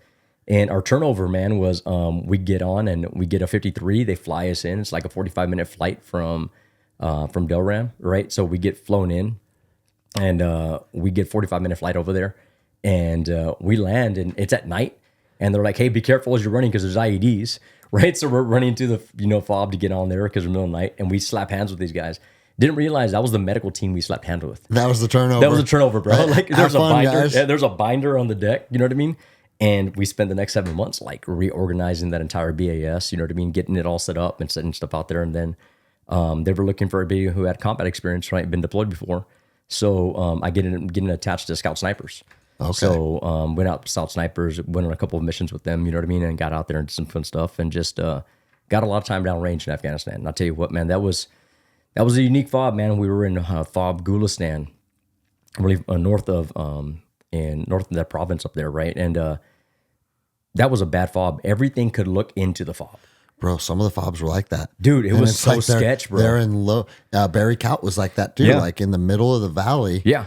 And high ground on both sides of us. Yeah. And it's like, how did we come to the conclusion that this is where we want to occupy? Yeah, this is where we want to get it out of spot. So yeah, just that was there, and we did some missions out there with those guys, and it was really cool. You know what I mean? Get out there and do this stuff. And Scout Snipers is cool. Before you could go with Scout Snipers, you got to make sure you can shoot, right? They need to make sure you can shoot. So we were there at the FOB and setting up some shots, and I shot 4 out of 5 out of 1,000. You know what I mean? Oh, they let you do some long distance and just having fun. And well, because we have a 4-man team, so when you go out with them, you have your call for fire guy, right? And you have your sniper, right? And then you have your spotter, and then corpsman. So it's a 4-man team that we're setting up, because you don't want a big signature, especially when you're out there. And the more people you get out there, the more visible it is. You know what I mean? Get out there and confirm stuff. And bro, I just heard last weekend that the Marine Corps abolished their sniper program. I did not hear that. Like, what the fuck are we talking about? I can't believe they did that. I haven't heard that yet. No, I was with some recon guys last weekend. No shit. And that's it's insane, dude. That is ridiculous. That's bro. one of the most sought after. Yeah, and also just kind of like the nostalgia around a Marine Corps Scout sniper. That means something. Yeah. You fucking know? white feather, bro. You know what I mean? That was established. You know what I mean? Best snipers out there. You guys did another 7 months, right? Yeah. Mm-hmm. What was that deployment like outside of, I mean, obviously being attached to a Scout sniper team sounds pretty awesome, but was it, what was the op tempo like? Did you guys have many casualties that go around? Yeah, so we didn't take too many where we were at, but the entire unit, 2-3, we lost 10 Marines and 1 corpsman. Yeah. You know what I mean? That deployment. So different, bro, the different fucking FOBs. 2-4 and 2-5 in Ramadi. Yeah. 30% casualties on those deployments. Yeah. And like that feels like fucking Vietnam or fucking World War II numbers. Yeah. You know, like it was, you didn't see that kind of casualty rate on any of the units that I'm familiar with or that I was a part of. Yeah. And then you hear that these infantry battalions are taking 30% casualties. It was bad. Gnarly, dude. Yeah. My guys that were down at Nowzad. So Nowzad was I want to say to the east. And those guys that were down there were taking a lot of hits, man. They were doing door to door. They were doing, CQB basically. Yeah. Those guys were taking hits, man. And that's where we lost a lot of our casualties was in Nowzad. Up where we were at in Gulistan, we didn't take a lot. There was one night that they tried to overrun the base. It was annual. They tried to overrun the base every year. So you're like, we got NVGs, bitch. Yeah. So we were up there, and I still remember this. I was on. We had a little ISO container that they had set up like for an MWR. So they had set up like Skype. So Skype was really big at the time, 2009. So Reggie was still in Spain, so I left the kids in Spain. You know what I mean? So at the time, we still had Destiny and Elijah. And I go over there, and I'm waiting for Reggie to get on. And, it's fucking typical base, man. I'm in PT shorts, flip-flops, and a shirt with my M4 strapped to me. You know what I mean? And if you're on FOB, you're FOB. You just had a weapon with you. And I'm sitting there, and the guys are sitting outside by some Hescos, waiting to use the next station. I'm just waiting for Reggie to get on real quick. And I had heard something, and I took off my headphone. I'm like, what the hell was that? And I looked at the guys and I hear something? Like, no. And sure enough, dude, as soon as Reggie gets on, bro, rockets and motors, dude, just boom, boom. And I was like, babe, I love you, I gotta go. And I hung up on her, bro. And then she didn't hear from me for 2 weeks. Oh, fuck, dude. But she knew the rule. No news is good news. Yeah, for sure. You know what I mean? So we got hit. We didn't take any casualties. So went back to the FOB and went back to the medical spot, put my gear on real quick, and go checked all the slots real quick. And the guys are lighting off, of course, on the 50 cals and the 240s. You know what I mean? They're just going off. Hey, what are you shooting at? Yeah. I don't know. But they're fucking lighting off, we're right? shooting. Yeah, and we ended up like that, and then we finished up. But it was real funny. You were talking about the training, right? The training piece. So we're, once again, doing turnover. You know what I mean? We're on that last week being in country, and we're doing turnover, and it was real funny. We had our new IDC there, their team there. We were showing them everything. We actually got a better turnover. We were just high-fiving them. You know what I mean? We're actually on the DZ in the dark. Yeah, DZ in the dark. So we gave them a real good turnover, and we're sitting there like playing spades, bro. Marines fucking love to play spades, bro. So we're playing spades in our makeshift spades table, which is a Hesco. You just pop up, put a cardboard on there. We'd get some good, magazines in. So there was new magazine pictures on the fucking magazine. You know what I mean? To look for. And we were playing spades and stuff. And sure enough, man, we were doing left seat, right seat, and my buddy, who's now, I don't think he's retired yet, Master Sergeant Goyar. Now, at the time, he was Sergeant Goyar, our sniper. They were out there, and they got a guy implanted an IED. Well, they hit his ass with the Sasser, bro. they hit him with the fucking 50 cal sniper rifle, right? Yeah. And they ended up going over there, and the way he hit him, he ended up hitting him in his right ass cheek, and it took about the size of a softball out. Fractured the femur, right? And then when they got on, they saw him still, alive. So, infantry guys popped a couple more rounds on him, whatever. And they didn't, they put him in there and they kind of worked on him a little bit. They didn't really work on him. You know what I mean? So they're like, because what we were talking about. Yeah, earlier. one team was really worried about doing something with the other team saying something. The other team was doing something. So they medically took care of him, but they really didn't medically take care of him, right? They did their best to take care of him. And I had a young E4 It's like, corpsman. dude, we're going to shoot the dude with a 50 cal. Yeah. So, yeah. And then we're going to try and fix him. Good luck. Yeah. E4 corpsman was there working on him a little bit. He goes, hey, guys, we're sitting there and we had a KIA, and then we confirmed it was an insurgent, so we weren't worried about it no more, right? Yeah. So the guys are coming back, and the corpsman comes in, and he's like, hey, man, this guy's still alive. We're like, the fuck you mean he's still alive? What are you talking about? I was like, yeah, the insurgent, man, they hit with a 50 cal is still alive. And combat camera's there, right? And I go, hey, get the fuck out. Yeah. So I kick combat camera to the BAS, right? And I was like, where's he at? They go, he's in the back of the rig right now, man. I was like, cool. And I looked at my IDC and I looked at the IDC. I was like, anything we've ever wanted to train on, we're doing on this guy. So we ended up being they pull him in, man, and we work on him. So combat gauze had just came out. Yeah. We used combat gauze on him we took out the packing they had on the 50 cal fracture right there. Does combat gauze have some kind of anticoagulant in it? It does. Okay. So it's instead of we had the quick clot, right? Yeah. So quick clot was causing a lot of burns and stuff. So they impregnated this gauze with combat gauze. This is the first time using it. So we used combat gauze. We ended up doing a fast on him. My buddy stole the fast from me. Like I was getting ready. We had fast. the fast, the interosseous, the interosseous, the one in the IV. Yeah, the one that goes in the sternum. Has like fucking 12 needles that bite into the sternum. Yeah, we don't do that one no more, anyways. But at the time, that's what we were using. And I remember we had tried to get IVs, and I'm really good at IVs, and I blew 2 veins, and this guy was so depleted, man. Yeah. You know what I mean? So we couldn't get it in. So I was getting ready to get the fast in. And Mike Winkle tells the story to this day. He goes, hey, bro, you remember when I stole that fast from you? So I was sitting up there getting ready to put the fast in, right? And put the IO in. And he was like, hey, bro, let me see that real quick. Let me do something.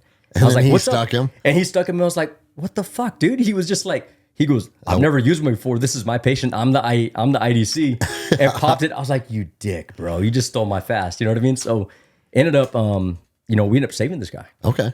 Which was really cool because we ended up getting, now my buddy's pissed because that was his one kill, you know what I mean, as a sniper.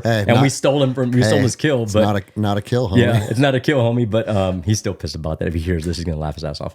But we ended up getting him back. They did some interrogation. We got some really good evidence from him. Oh, wow. And so after we left, they went back in and they found a shitload of caches, bro, and a shitload of people that shouldn't have been there. And they took care of them. Wow. You know what I mean? So ended up getting him. They So look at that, cutting his leg. So actually taking care of the guy. Yeah. Even though, like, fuck you, let him bleed out. Yeah. Doing your job and got some intel. getting some good reps on your skill sets. Yeah. Provided intel. That's good, man. Yeah. And, some of our corpsmen over there at the time, man, that were IA to us did some amazing work. Like I had this one guy that he maintained 2 guys, man, by himself on double amputees, needle decompressions, like sucking chest wounds. And he maintained these guys for like 2.5 hours, bro, by himself. So our corpsmen that were out there were just doing amazing work at the time for both our guys as well as the civilians and the people that were trying to get back to get the information out of. And I think that's where we lose that. They're like, hey, man, why are you trying to save that guy? You know what I mean? That guy was an insurgent. Well, he was an insurgent at the time, right? He's no longer an insurgent. He's no longer a threat. And you never know what we get him back to. Yeah. And how I can go from there. You know what I mean? And it goes back to what, like, my buddy that's a PJ was telling me. It's like, there's a difference. I mean, you chose to be a medic. Mm-hmm. The ethics are different than an infantryman. They just are, And so it's like, if you're fucking poking into people's organs and like trying to make them fucking bleed out even more and shit, it's like, well, what is your job? Yeah. And if you can literally say like, hey, he was an insurgent, but now he's a fucking enemy wounded. Yeah. So I'm gonna fucking take care of him. Yeah. Like there's no, I don't know. I still see honor in that. Yeah. And you're just trying to do your job, man. Your job is there to save lives. It doesn't matter whose lives you are. Once no longer a threat, like you got to save that life. Yeah. And no matter how you feel, and it's really hard sometimes, especially after my first deployment, after losing R2, it was For really sure, man. it was really hard to put my hands on somebody that was a threat to us. You know what I mean? But you kind of started learning to get over that, and you realize what the hell your job's there for. Yeah. You know what I mean? So, and we talked about that the other night at practice. Yeah. Like it's kind of a weird spot that they put young men in, because it's like, hey, it's morally and ethically okay to shoot this person right in their fucking face and kill them. But once they're on the ground, if you urinate on them, we're going to fucking court-martial you. Yeah. It's just kind of a strange, like, fuck, dude, they're out there trying to kill us. We're out there trying to kill them. But then we are supposed to have this moral high ground. So I see both sides of it. I do, man. Yeah. And I can appreciate you as a medic saying, hey, where I've landed is we save lives. Yeah. But I can also see the fucking side of the 2-3 grunt that just had his buddy killed. That's like, no, fuck them. Step on their neck till they're dead. Let them bleed out. Yeah, I get it. I get both sides of it, man. I feel it, man. And, and it's really tough when you're in that position, because you gotta bait that moral ground, and you gotta realize, hey, you're not there as a combatant, man. Yeah. Like, you're there as a corpsman. You're there to save lives, bro. And you got to do your part. You know what I mean? To the best of your ability, no matter what it is, right? And no matter how you feel about it, unbiasedness. Well, and the truth is, as long as you stand in truth and you do the right thing, you're going to be comfortable in your own skin. Yeah. And looking at yourself. Yeah. You know? But I finished up that tour, got home back to the wife and kids right before. Back up to Spain? Back up to Spain. Okay. And then I finished up my tour in Spain, and then went to go to IDC school and went to become an independent duty corpsman. So it's like very similar. That's where the PA program came from. Okay. So physician assistant program came from independent duty corpsman. So it's a 13-month school. You learn how to be a jack of all trades, master of none. To us, we're the tip of the spear when it comes to a corpsman. Like, we can do everything. We operate independently on our own. Went to a carrier, had a really good tour on a carrier, 3 years. That was a culture shock. Coming 3 years on a carrier. Yeah, it's like 5,000 people when are deployed, bro. That shit's so ridiculous. You go all over the world on that thing, huh? Yeah. So we did that tour, and what's that like with the family? Are you gone for the better part of 3 years, or are you bouncing back and forth? Back and forth until we do workups. Like, we had the longest scheduled deployment since Vietnam, which was 10 months. So we did a 10-month scheduled deployment on the ship. But then in workups and everything, so you're gone for about maybe half that time, a year and a half between, a month here, a month there, doing the whole workup cycle for the ship. And just a lot of good experience, a lot of good things. It was a culture shock. I was there, definitely different from the Marine Corps. Sailors are different than Marines, you know what I mean? There's a certain level of, especially from division. Way gayer? Is that what you're going to say? No, in regards to the level of respect, man. Like, rank structure is really respected in the Marine Corps. Oh, in the Navy, it's just it's fucking a bunch of degenerates. Huh? It just there's a lack, bro. There's like a lack almost civilians. It's different. It's so different, and I echo that. I saw it when I got to Ramadi. I was like, "What's it going to be like living on a Marine Corps base?" I was like, "Oh, it's awesome. Yeah, the Marines are awesome. Yeah, like they're all good dudes, and they're like respectable, and they're hard workers. They take care of each other. I remember after my deployments to Ambar, I was like, "Fuck, did I make a mistake joining the Army?" And this is what I tell people all the time. If you have a very specific job in the military that you want to do, you want to be a SEAL, you got to join the Navy. You want to be a Ranger, you got to join the Army. Yeah. But if you just want to say, hey, I want a fucking military experience and I want a college fund, go to the Marine Corps. Yeah. They seem like the most overall professional organization, at least in my experience. Yeah, I mean, they're crayon eaters, and I love them to death, bro. But they're my Marines, bro. Like, I love that. I love that division. I love that unit. You know what I mean? I love that being with them. And it's just been. I really wanted to try to finish out my career doing an amphibious ship, right? To being a senior medical person on amphibious ship, to kind of have that tie, because Marines get attached to amphibious ship. They go on deployment, what they call a MEU. Yep. So they'll float with them, right? So did you get that? Did you get that? No, I didn't, unfortunately. We'll talk about that here in a little bit. Just because my career changed and my eyesight changed this last, year and a half. I'm not willing to go back out to sea, especially with Gabriel's last 4 years. You know what I mean? Of it being high school. Of course, man. But yeah. So finished up the 3 years on the carrier, and it was good. I just had to learn how it was to talk to sailors, man. I had to realize that their mindset's not the same. You know what I mean? Everybody that's for Marines or Army, like, we're getting put in harm's way, bro. Yeah. These guys are on an aircraft carrier. It's a floating city. Yeah. Like, to get their mindset to change that they're a possibility of getting attacked. Like, they were like, Doc, why are you so stressed about this, bro? We're not going to get attacked. We got ships all around us.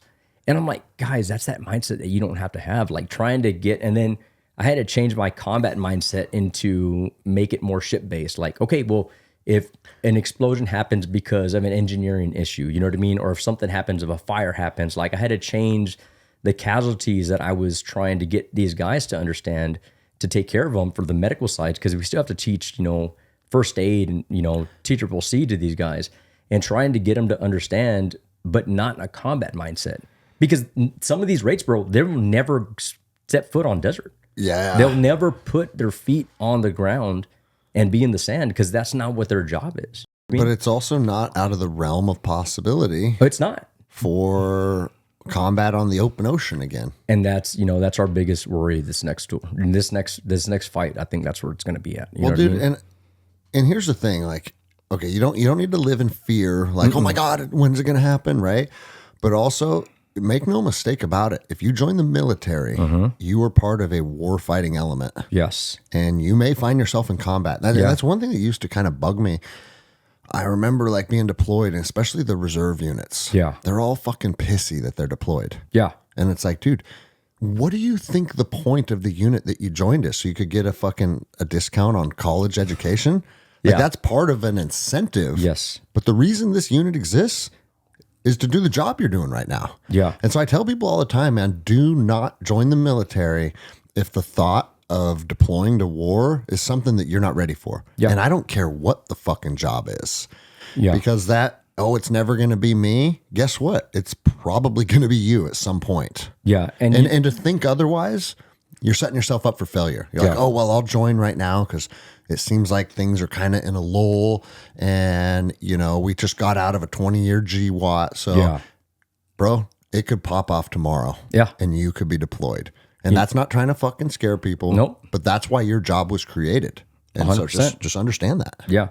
One of my real good mentors, he just retired, man. Jeff Pritchett, call him Catfish. Yeah. Cajun boy, Louisiana boy. He was my senior chief on the carrier. And one of his biggest things was, if you stay ready, you don't got to get ready. Yeah. Like, you got to have that mental stay ready. You got to have that physical stay ready. You have to have, if you stay ready, you don't got to get ready. Yep. And his other big thing is for medical, right? He goes, we don't run to emergencies, bro. To everybody else, that's an emergency. To us, this is our fucking job. Yeah, that's when you go you're going to work on those calls. Yeah, that's when that we makes go to work. sense. Yeah, and so we don't run. We don't get excited. We go over there. We take care of it. We have a sense of urgency. He goes, but we don't run. We take care of these things. Yeah. And those two things I swear by right now, because he taught us that, and it was just like, I was always super amped. Oh, let's run. Why are you going to run? Like, you're going to get there. You're going to get injured if you run over there, possibly. You know what I mean? Because the ships are real dangerous and how you operate the ship and stuff like that. But you know what I mean? You go with a sense of urgency, and you get there, you collect yourself, you handle the casualty, you do what you got to do, and you kind of go from there.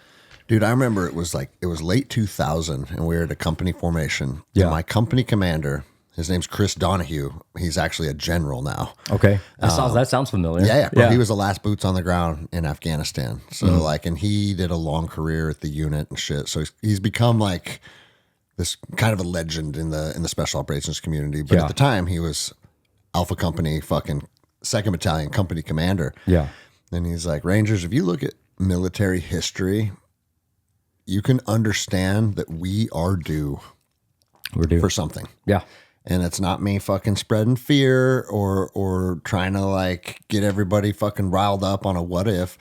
I'm just simply reviewing history, and something's about to happen. And I'm going to tell you right now, 50% of the men standing in this formation will see combat in their Ranger career. Yeah. And again, this is Clinton era military. And what's everybody think? Yo, yeah, right. Fucking COs just fucking, and then 9/11 happened shortly after. Like, fuck, he was right. Yeah. And the thing is, you never know. No, you don't. So you never know. So, and then, it was different. You know what I mean? You get that mindset, right? But understanding that, I remember 6 months on board, I came to Reggie, and I was like, I told my senior chief at the time, I was like, hey man, I can't do this shit. I was like, I'm dropping a package for recon. I'm going recon Marine. You know what I mean? I'm going recon Marine Corpsman. I was like, they're critically undermanned. I can pass the screening right now. I'm fucking done. What year did you do that? This is 2000, and I graduated IDC school 2012. So this is like 2013. So you wanted to go back, be fucking motivated again, huh? I just couldn't be on the ship. Like, I was having a really hard time dealing with the sailors. Okay. Learning how to be a leader. I was first class at the time. Now I'm an E6. You know what I mean? Yep. So I'm having a real hard time learning how to deal, especially just coming from Iraq. So, I'm from Afghanistan. what were their response to you saying that? So my staff sergeant was, my senior chief was like, cool, bro. If that's what you want to do, do it. And he goes, go talk to mama about it. So I came home and I talked to Reggie, and I was like, hey, babe, I can't do this shit. Like, I need to get back to the fucking Marine side. That's I need to get back interesting. to where You it's at. felt at home with the Marine Corps to the point where the Navy was kind of like, oh. 10 years, bro. You know what I mean? Yeah. Between Spain, a little bit of time, but there was so much, there was a Marine Corps unit out there. All the guys that were out there with were all prior, FMF corpsmen, prior Marine corpsmen. You know what I mean? Yeah. So that mindset was still there. And I went over there and I talked to her, and she was like, so let me get this right. You're going to put in for a package for recon. She goes, if you do this, when do I ever get to not worry about you getting shot, blown up, or killed anymore? You're like, never. Never. Yeah. And she's like, no. And I was like, she said, okay. She initially said, okay. And I was like, fuck yeah, bro, I'm in. And she was just like, no. She goes, but if you do this, when do I have to worry about those things? I'm like, never. She goes, nope. You said going to the carrier was going to be good for your career. You said going to the carrier was going to give you some diversity. Yeah. You said going to the carrier was going to let you leave with two different, we have pins that we get. So surface warfare, air warfare pins. I already had my FMF pin. And they were like, you owe me this. The first deployment you went on, I didn't say shit when you didn't tell me nothing about you went with EOD. Yeah. The second deployment you went on, I didn't say anything about you going with Scout Snipers. I was like, you owe me these 3 years of not having to worry about you dying. Yeah. Now, I understand you're not completely safe because you're on a ship and you're on deploy. Anything can happen. But I feel better versus where you're at. Yeah, of course. And I was like, you're really pulling this shit? She was bro, just, she was like, she goes, goes back to what we were talking about. Yep. Having a fucking family, being a war fighter. Yeah. That's fucking heavy on them back home. But dude, it was such a good tour because it taught me so much of how to be a better leader. Yeah. Like, it taught me how to use different tactics to talk to different people. And it taught me how to be able to get and reach these sailors and talk to these sailors in a way that, like, I can't talk to a sailor the way I talk to a Marine. Yeah. Well, bro, the culture's the culture. The culture's culture. You know what I mean? And can you change culture? Of course you can. But at the same time, you're going to have more success going there and figuring out how to play on their turf rather than showing up and being the guy that wants to bring the Marine Corps into the Navy. That's not going to work out too well. And I mentioned it before, Tootie Haskins, man, he taught me something, and I used to always say, hey, man, you're never going to change Ricky Vann. Ricky Vann's going to be Ricky Vann, and he's this, and he's this motivator, and this and this. And he goes, hey, bro, no one's trying to change you, but let me ask you a question. If you're not willing to adapt and change, then why the fuck do I need you? Yeah. Like, why do I need you? Leaders adapt and change, and they make things good for their sailors, their Marines, or their people. If you're not willing to adapt and change, then why the fuck do I need you? Yeah. You want to be a Marine? Go be a fucking Marine. Yeah. He goes, your days of door kicking are over with, bro. Mm-hmm. Like, you already did your time down there. I need you here. And it was a mindset, man. It was a culture change that I had to do, a mindset change that I had to do, more of a, you know what I mean, to change that, hey, that's not my role anymore. Yeah. My role's not going over there and being with those guys. My role is to lead here. And, it paid dividends for me, man. I got orders to the hospital. I had a clinic in Point Loma I was in charge of for a little bit. And then 2016, I ended up making chief. You know what I mean? So I got selected for chief. And I went through and you're up here the whole time now? No, I was in Balboa Hospital. I was still in San Diego. Oh, so okay. I went from the carrier in Coronado at North Island. So the whole time you were on that carrier, the family is in San Diego area. Yeah, we were in San Diego. We had bought a house in graduate IC school. I bought a house in Marietta, and that's how I ended up working out with Pancho. That's right. That's how you got hooked up there with Checkmat. With Checkmat up there, and then started training. And Gabriel started training, and like I said, we had Gabriel in Spain. Mm-hmm. So as soon as we got up to Checkmat, we got in there, got into the gym, and it was really cool. And then I did the clinic over there. So I worked at the clinic, then I worked at Balboa Hospital. And in 2018, they gave me orders, and they were like, I was trying to stay in San Diego because we had the house and we had the gym, and it was the same thing, man. Like, here, this is family. Yeah. Like, this gym's family. There's so many people here that we're attached to that are real so close, right? Yeah. The same thing over there. Like, when I got promoted, Reggie set up my party for chief, because chief's a huge milestone in the Navy.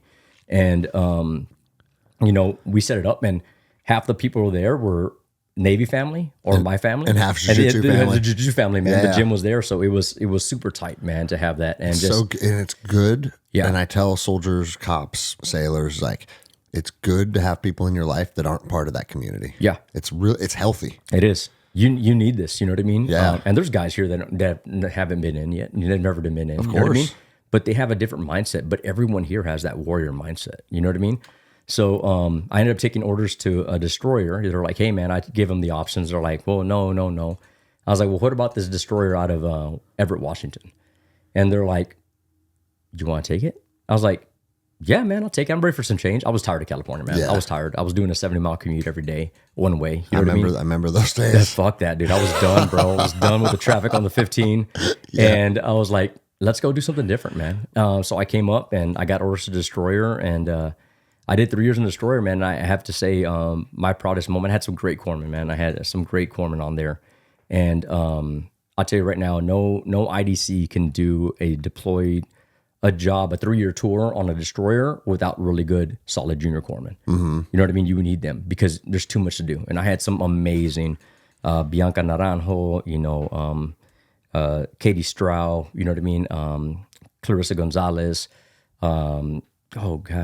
Sarah Gutierrez, you know what I mean? At Bro, the time. why are they all your people? Dude, it was so sounds fun, racist. bro. It was so crazy, bro. We had no shit. There was a time that it was all Hispanic and all from Texas. You don't want any white people on your team? I see what's up, Katie bro. Strau was there, bro. Katie Strau was there. She's your token white girl? She was my token white girl, you know what I mean? And then Paul DeBruin was there when I first got there, so Paul was good, you know what I mean? And but we had some really good corpsmen, man. And I wouldn't have been successful without them. Like I know that for sure.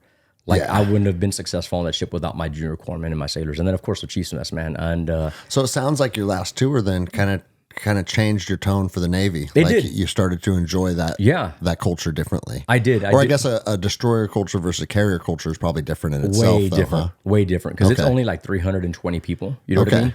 Compared to staff, fucking city. 2,900 is on without deployment ready, without the flight, the aircraft, and all those guys on there, right? Without the wing on board. And when you go to deployment, 5,000. The skeleton crew's 2,900, huh? Yeah, just to make the carrier operate. Yeah. I can't even really wrap my head around that. Oh, bro, it's something else, bro. You get lost on that damn shit, bro. It's something else. So I'm going in there, man, and being on that destroyer was awesome. And I have to say, in those 3 years is my only time in my career that I never lost a service member. Yeah. Dude, that's the proudest I've ever walked off that ship. Like when they rang me off the ship, like I sent some people home for mental health or medical conditions, whatever like that. But when we got back from deployment, everybody was waiting for me on the pier. Yep. Right? And that was my 3 years. That was the first time that I never lost a service member, whether to suicide, whether to a motor vehicle accident, whether to, anything. Yeah. I didn't lose every tour that I've been on, man. Well, I've and lost service members. I have to assume when you have 3,000 to 5,000 people on a boat, fucked up shit happens. Oh yeah, definitely. That you know what I mean? Yeah, you wouldn't expect to confront as a military medic, but I mean, at that point, you're just living normal life in a city. Yeah, and shit happens. Stress, depression, suicide. We had a couple suicides that happened on the carrier. You know what I mean? And just dude, Stephen Hand told me about that. Started to become almost an epidemic, and with active duty service members. And bro, he was tearing up about it because he's like, bro, I can't fucking, I'm not okay anymore. This is starting to fucking hurt. Dude. It does, man, because a lot of these guys, the guys that do it, the men and women that end up doing it, man, they don't ask for help.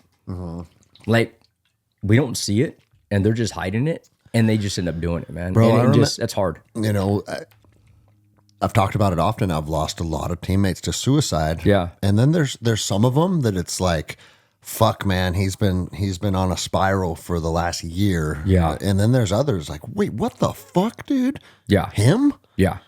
And then everything in between. Yeah. And you reach out, you know what I mean? You do your best to reach out, but at the end of the day, man, you got to want to help yourself. You know what I mean? You got to be willing to go get that help and do what you got to do. Bro, you know what I mean? This is what I tell my homies these days is that if you're in a dark spot and you've come to the conclusion that's what you're going to do. Yeah. I'm not going to try and talk you out of it. Yeah. Just call me to say goodbye. Yeah. So I can have one last conversation and tell you I love you. Yeah. Because, bro, once you start to put the stress of like, oh, coulda, shoulda, woulda, why didn't I check in with this guy? Or man, I knew there was something a little off, but I didn't tap into it in time. And it's like, now I'm taking their traumas and their darkness and I'm attaching it to myself. Yeah. And I'm no longer willing to do that. Yeah. And I mean, I'm not trying to diminish the ability to take care of your fucking homies and check in. But at the end of the day, how many fucking dudes are you friends with that have seen fucked up shit at this point? Checking in with guys would be a 9 to 5 fucking job. Oh yeah. And so at the end of the day, you can just give people love and be a friend when you need to be a friend. But you can't take on that darkness. Yeah. Because you just don't know what people are going through. No, you don't. And you try, you know what I mean? You could do as best you can to help out. Be there. Biggest thing that I could always tell somebody is, hey man, always be willing to take that phone call. Yeah. Like take that phone call when it comes in. Yep. Because you never know what the phone call's about. So take it. Yeah, for sure, bro. You know what I mean? But yeah, just finishing up. And then, you know, I finished my tour on there and I ended up being an inspector / and, you know, supervisor for all the medical ships here and for all the ships, the medical departments here in Washington Everett. That's my job until recently because we just turned over. But my job is the regional medical person. So overall, I'm in a command right now to where I am what they call the ISIC, the overall in charge, right? Okay. And my job is to oversee every medical department for every ship station in Everett, Seattle, because we have a shipyard in Seattle. So you got off the destroyer and picked up that position. Picked up that position. And that's what, 22 or something at that point? No, I got off there in 21. 21, okay. So 21, I went in over to what they call ATG, where Steve was at. You know, he was the CMC over there at ATG. And then I was guiding all. So mentoring, inspecting, you know what I mean, and helping these guys. And I really love that job, man, because not a lot of times we get somebody in that position that really, truly gives a shit, you know what I mean, and cares about the guys there. And I was an IDC on this waterfront, you know what I mean, on this here. So I knew how it was not to have a full support, you know what I mean?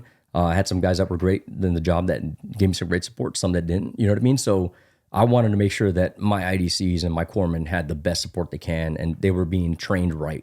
Because some of these guys are coming fresh out of IDC school, you know what I mean, to come and over and take over these ships. And IDC school can only teach you so much, man. You know what I mean? Teach you so much, and you got to ask. There's a lot of shit they don't teach you in school that you have to learn on the fly. You know what I mean? So you need somebody with that experience. And you know, my buddy Noel Martinez down in San Diego, he's my boss right now.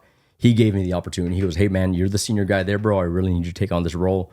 Do you think you can do it?" And I was like, "Yeah, it's an E8 billet, but I'm an E7 at the time." He goes, "No, bro, you got the experience. Like, we want you to take over this role." So I was grateful for the opportunity, and I wanted to do it the best I could. You know what I mean? So I really strived really hard to get that. And then you picked up E8. I picked up with E8 that position. Yeah, with that position. Okay. And yeah, man, I've been doing that ever since. And you know, and it's been a great tour, man. I've had a great career, and just kind of what's ending it is, and you know this, Greg, is that you know in 2022 in the summer, man, my wife got diagnosed with cancer.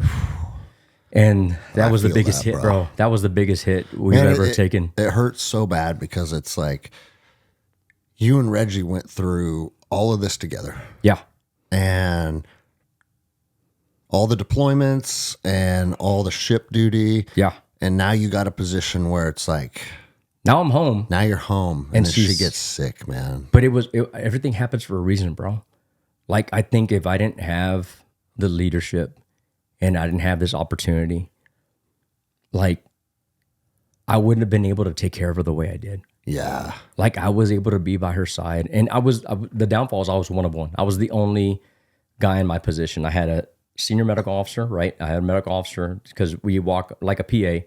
Yep. We operate under the license of a doctor. So we have a general medical officer that I was operating under at the time. And then it was me. And that's it. And when she got sick, what did she get diagnosed with? So she got diagnosed with non-Hodgkin's lymphoma. Okay. And it was a double hit. So there was 2 different strains of cancer in there. And this was August of 22. And it was the year that, you know, Elijah graduated high school. And it was the year that he had already got accepted. And we had so many good things that happened that year. And then this happened, right? So Elijah. And I remember you told me, you said that when she got diagnosed, like the Navy had your back through this. Oh yeah, 100%, bro. The Navy. And that makes me so happy to hear, bro. Yeah, they supported me. Elijah got accepted to Embry-Riddle. That's currently where he's at in school right now. He just finished his 3rd year. He's going for aeronautical engineering. Mm-hmm. He's a little brainchild, man. He gets smart and way better than his dad. Which is great. Yeah, it's like great. We can only hope our kids become better than us, right? Always, man. And so we let him know, and he was like, "Dad, what do I do?" I was like, "You go to school. You keep living life, man." I was like, "Mom's gonna be okay. We're gonna be all right." You know, this is when she got diagnosed. I was like, "But you know, the hardest thing I've ever had to do, the second hardest thing I've ever had to do, is tell my kids that their mom had cancer." Yeah, you know what I mean, and sit there and through all 3 of them and tell, you know, my daughter and my 2 boys that, you know, their mom had cancer. And to tell them everything's going to be okay and not knowing everything was going to fucking be okay. Yeah. And the downfall is that, you know, being in the medical field and being like a PA, I knew what our chances were, man, going into this, but I had hope, and I have a lot of faith, man, in my religion, what I believe, you know what I mean? And I had a lot of faith, and that's what's gotten me through everything. And then, she fought it for a little hard time, and then she got really sick. How long was from the diagnosis until it got really bad? So it was August, she got sick, and then she was doing really good, and I was able to drive him. My in-laws are amazing, bro. Her parents are something else, bro. My parents helped out a lot too, but they live in Modesto, California. They came up here right away for me to drive my son because my dad had bought him a truck. You know what I mean? So he drove. We had a truck for college, so I drove him down. They were here for it, and she was going through treatment, and she was doing good. And then around November, December of 22, she got really sick, and that's when I told my command, I was like, I can't do this because I was teleworking, man. She was going through treatment, and while she was asleep, I was there with her. And as soon as she'd go to sleep, I pull my laptop up and log in and start answering emails because I was the only one up here. Be able to do your work stuff from there. Yeah. So I was doing my work stuff from there, and I was trying to get to the ships when I could to help the guys, but everybody knew what I was going through. And all the commanding officers and the XOs, for the ships that I was overseeing, they understood. So everybody was super supportive, not only at my command, but across the fleet up here in Pac Northwest, man. And, it was kind of one of those things that it took a little bit, you know what I mean? And she got real sick, and so I was like, hey, man, I can't do this. I called my boss, I called Noel, and I was like, hey, man, I need to drop a Hums package. I was like, you're on shore duty. I was like, you need to get somebody to come replace me because I can't do this right now, man. I was like, Reggie's been in the hospital for 2 weeks, and I don't think she's going to make it, bro. Like, I need you to come. Like, it's not fair to any of these IDCs. It's not fair to these corpsmen. Yeah. Like, I can't, give and it's not fair to Reggie. Yeah, I can't give them what they need and be there for my wife, bro, my kids. Yeah. Like, I can't. You need to get this done. So they did, and they made it work. You know what I mean? And she was there, and we went through some treatments, and she ended up getting better. We had a couple scares, and they sucked. And she ended up going through CAR-T therapy down at Fred Hutch. They transferred her. She was up at Skagit. They transferred down to Fred Hutch, both Skagit Hospital, Cancer Center, Fred Hutch, amazing facilities, man. I don't think Reggie would have been around as long as she was if it wasn't for those two people and the care that's up here. Like the medicine that we have up here in Pac Northwest is fucking ridiculous, bro. Seattle, Fred Hutch is just UW.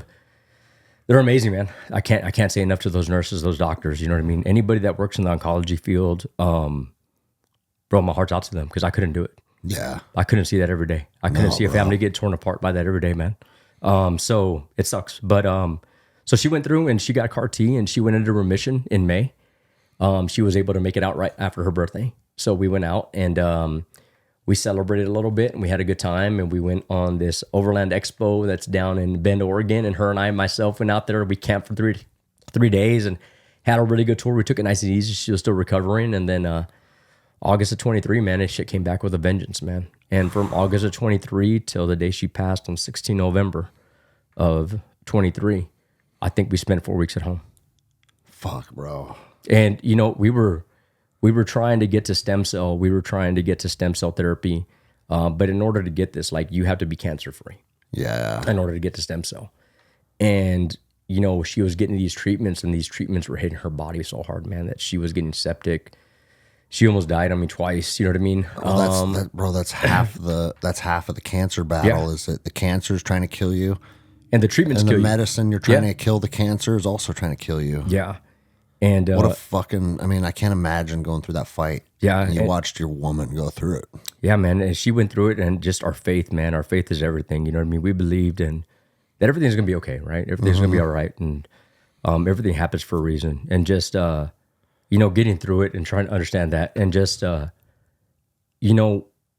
we had just gone in for scans early November, like week 1 of November 2nd, November 3rd. And the non-Hodgkin's lymphoma, it was in every lymph node in her body. And then it had gotten to her spinal cord. So it was in her spinal cord and it was in her brain. So she ended up getting the cancer in her brain. And the last treatment we got through the neurologist, we saw the scans and everything had shrunk. Like everything had gone down. So we're going to make it to stem cell. Like we're going to get there.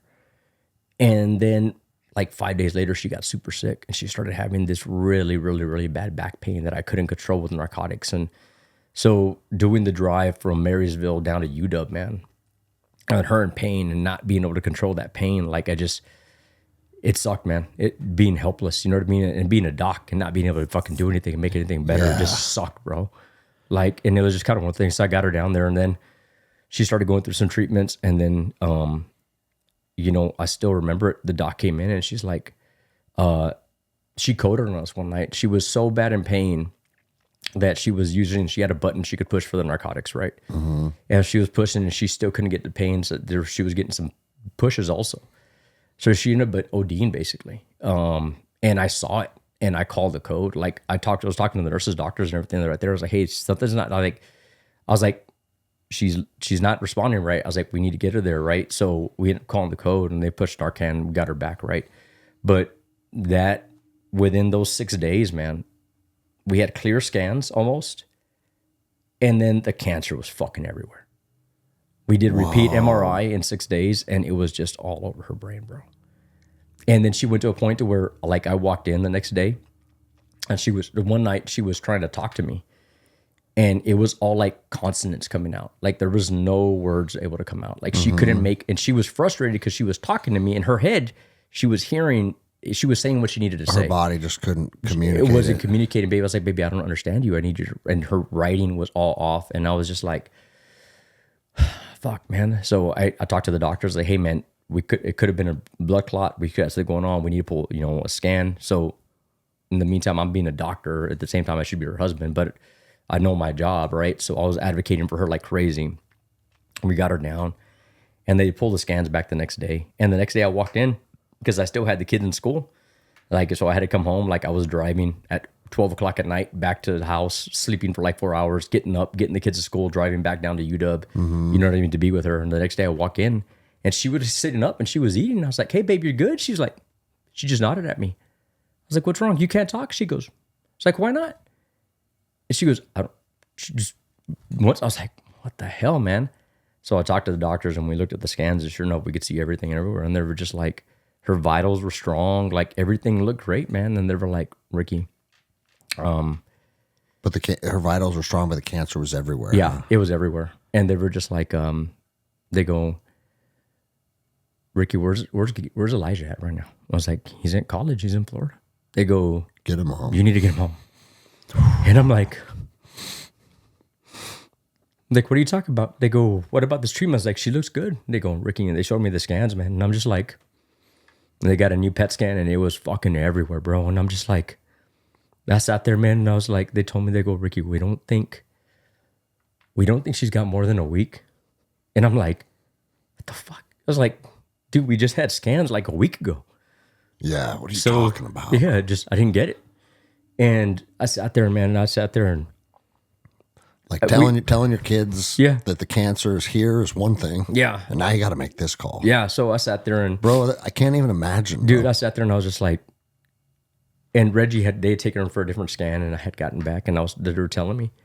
And I was just like, and then Reggie came in at that time, she was able to speak a little bit more and she's starting to come out of it a little bit more. She was coherent to everything. She was having a hard time just communicating. And I was like, look, we just talked about this 2 days ago. I asked her if she wanted, I was like, because I was tired of seeing her in pain, man. Yeah. Like I was tired of seeing her hurt. And I was like, baby, if you're done, just tell me you're done. Like, I'll accept it. Mm-hmm. Like, if you want to just give up, like, if you don't want to fight no more, just let me know. Like, I'll take it. Just let me the fuck know. Or do you want to fight? Then let's fight. I was like, I'll fight with you or I'll follow you whichever way you want to go. I was like, because I'm not living this, you are. Yeah. I was like, I'm seeing you and I'm hurting on the side, but I don't feel the pain you're feeling. I don't know how tired you are. So she was just like, she goes, I want to fight. It was like 2 days before. And so the doctors come in. They're like, Ricky, there's nothing else we can do. I go, what about this treatment? What about this treatment? Because I've been, dude, the days that I wasn't sleeping, I was just researching everything, bro, like everything, yeah, man. And just like, what about this treatment? What about this treatment? And she's just too weak to put through any more treatments. They go, Ricky, think it'll kill her. Yeah. Like it'll kill her. And I was like, well, and then I talked to I remember, getting on the docs. I was like, don't you fuckers quit on me. Like, don't y'all quit on her. Like, there's got to be another fucking thing once you quit on her. I was like, do you want to fight, babe? And she nodded. I was like, she wants to fucking fight. Like, don't you fucking quit on her. And they were like, Ricky, no one's quitting. There's just nothing else we can do.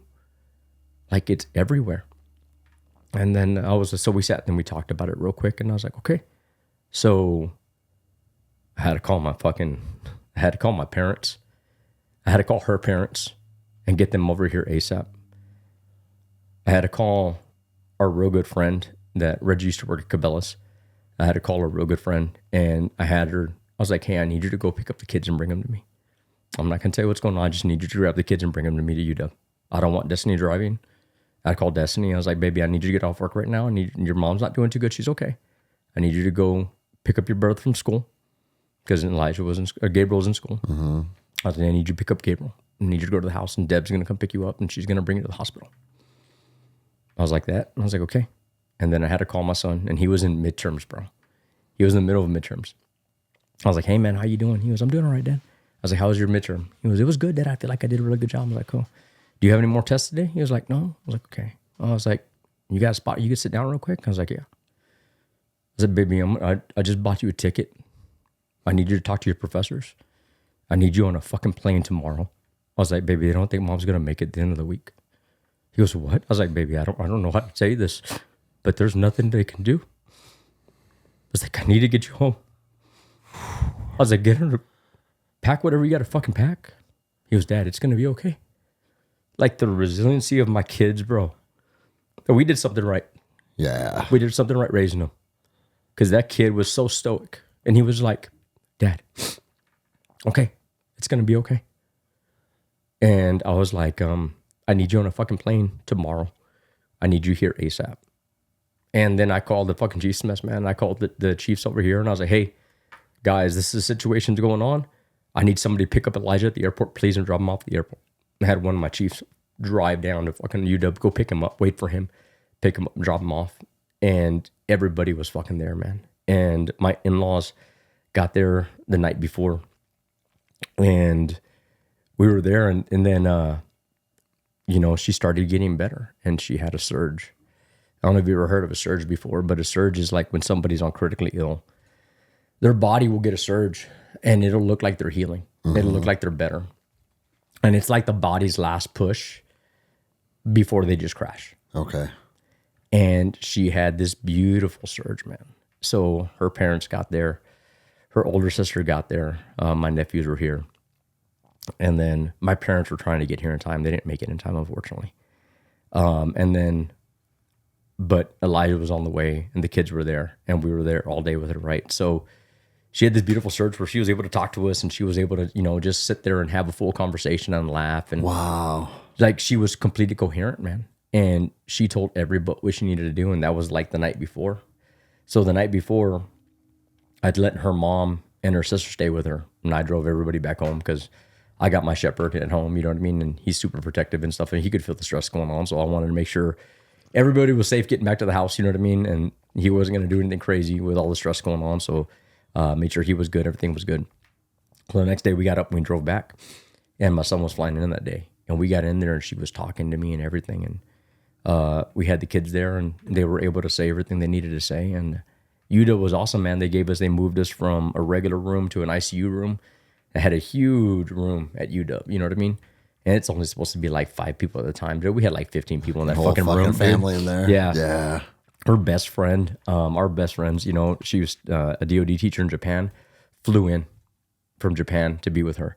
It would have been her last met with her. You know what I mean? Some friends from Portland, Oregon, came up, and they were to be with her a little bit. You know what I mean? So we had a lot of family. These are all what we call our Spain family, our Spanish family, because we were all stationed over there, and super bond tightness that happened over there. And we had all these people that we were over there with, man, that were able to come see her and everything. And then sure enough, man, when she woke up that morning, she asked her mom, she goes, Mom, what time is it? And she goes, well, it's 8 o'clock, Mija. Why? And she goes, because Elijah lands at 11:30. My baby's coming home. And she waited, man. She waited till he got home. And then she told him what she had to tell him. She told each one of the kids what she had to tell them. And then we all sat around her, and I could start seeing her fade. And I sat there and I told her, fucking my Reggie was something else, bro. She was a shit talker, and she was everything, man. She was everything to me. And she goes, I sat there and I looked at her and I was like, baby, I want to thank you. Thank you for my daughter. Thank you for that one. Thank you for that one. Thank you for 22 years of being my best friend, being an amazing woman, an amazing spouse, an amazing partner.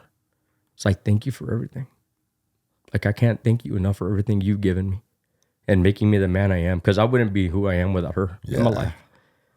I was like, thank you. I was like, and I'll do my best not to fuck it up. Dude, she looked at me. She raised her fucking right eyebrow. She goes, you better not. Loud enough for everybody to fucking hear, dude. Everyone started laughing, man. I was like, fuck, babe, really? That's what we're doing right now? Yeah. She was like, okay. She goes, you better fucking not. I was like, yeah. And then she started downtrending pretty bad that night. And then that was the 15th. And the 16th, at 4:50 in the morning, I felt her pulse leave her wrist. And something just woke me up, man. And I felt her pulse leave her wrist. And at 4:52, they pronounced her. Oh, fuck, bro. You were with her every single step of the journey, man. Yeah. She passed away. Her mom was by her side. Her sister. You couldn't have given her any more than you did, bro. I hope you're proud of that, dude. I am. It just super proud I was able to be the whole thing. You know what I mean? Yeah. Super grateful with the command. And then, you know, the blessings just kept on coming, man. The Chiefs mess, as soon as they found out, you know, the Navy Chiefs are an amazing fraternity. I mean, you have a huge, you know, this bond, this brothership, sistership that's there. And they started a food train, bro. We didn't cook a meal from the 16th of November till like the 6th of December. They came together. Yeah, it really took care of you. Yeah, they took care of us. They took care of us the best they could. You know what I mean? They had a food train coming. They were always checking in on us, make sure we were okay. Thanksgiving, man. They made us an entire Thanksgiving dinner. I had like 15 people at my house, man. And we had leftovers. Like they were there nonstop, man. I love hearing that, man. I love hearing that. You know, and then, you know, it was right, you know, we're learning to live through all that. And then super proud of all my kids, man, the way they've been so good about everything. You know what I mean? And how well they've been and how resilient they've been. For Elijah to fly back and go back to school, you know what I mean? And, you know, finish up midterms and then come back and then go back to school and complete another year. You know what I mean? I was like, dude, I don't know if I could have fucking done it. I told him this day, I was like, I don't know how the hell you did what you did. He goes, Dad, you went back to work. I was like, yeah, dude, because I couldn't just sit at the house. Everything in that house reminds me of your mom. I was like, well, I was going to sit here and cry all fucking day. Like, my job is to help people. That's how I get better, by taking care of people. Yeah. Like, I had to go take care of people.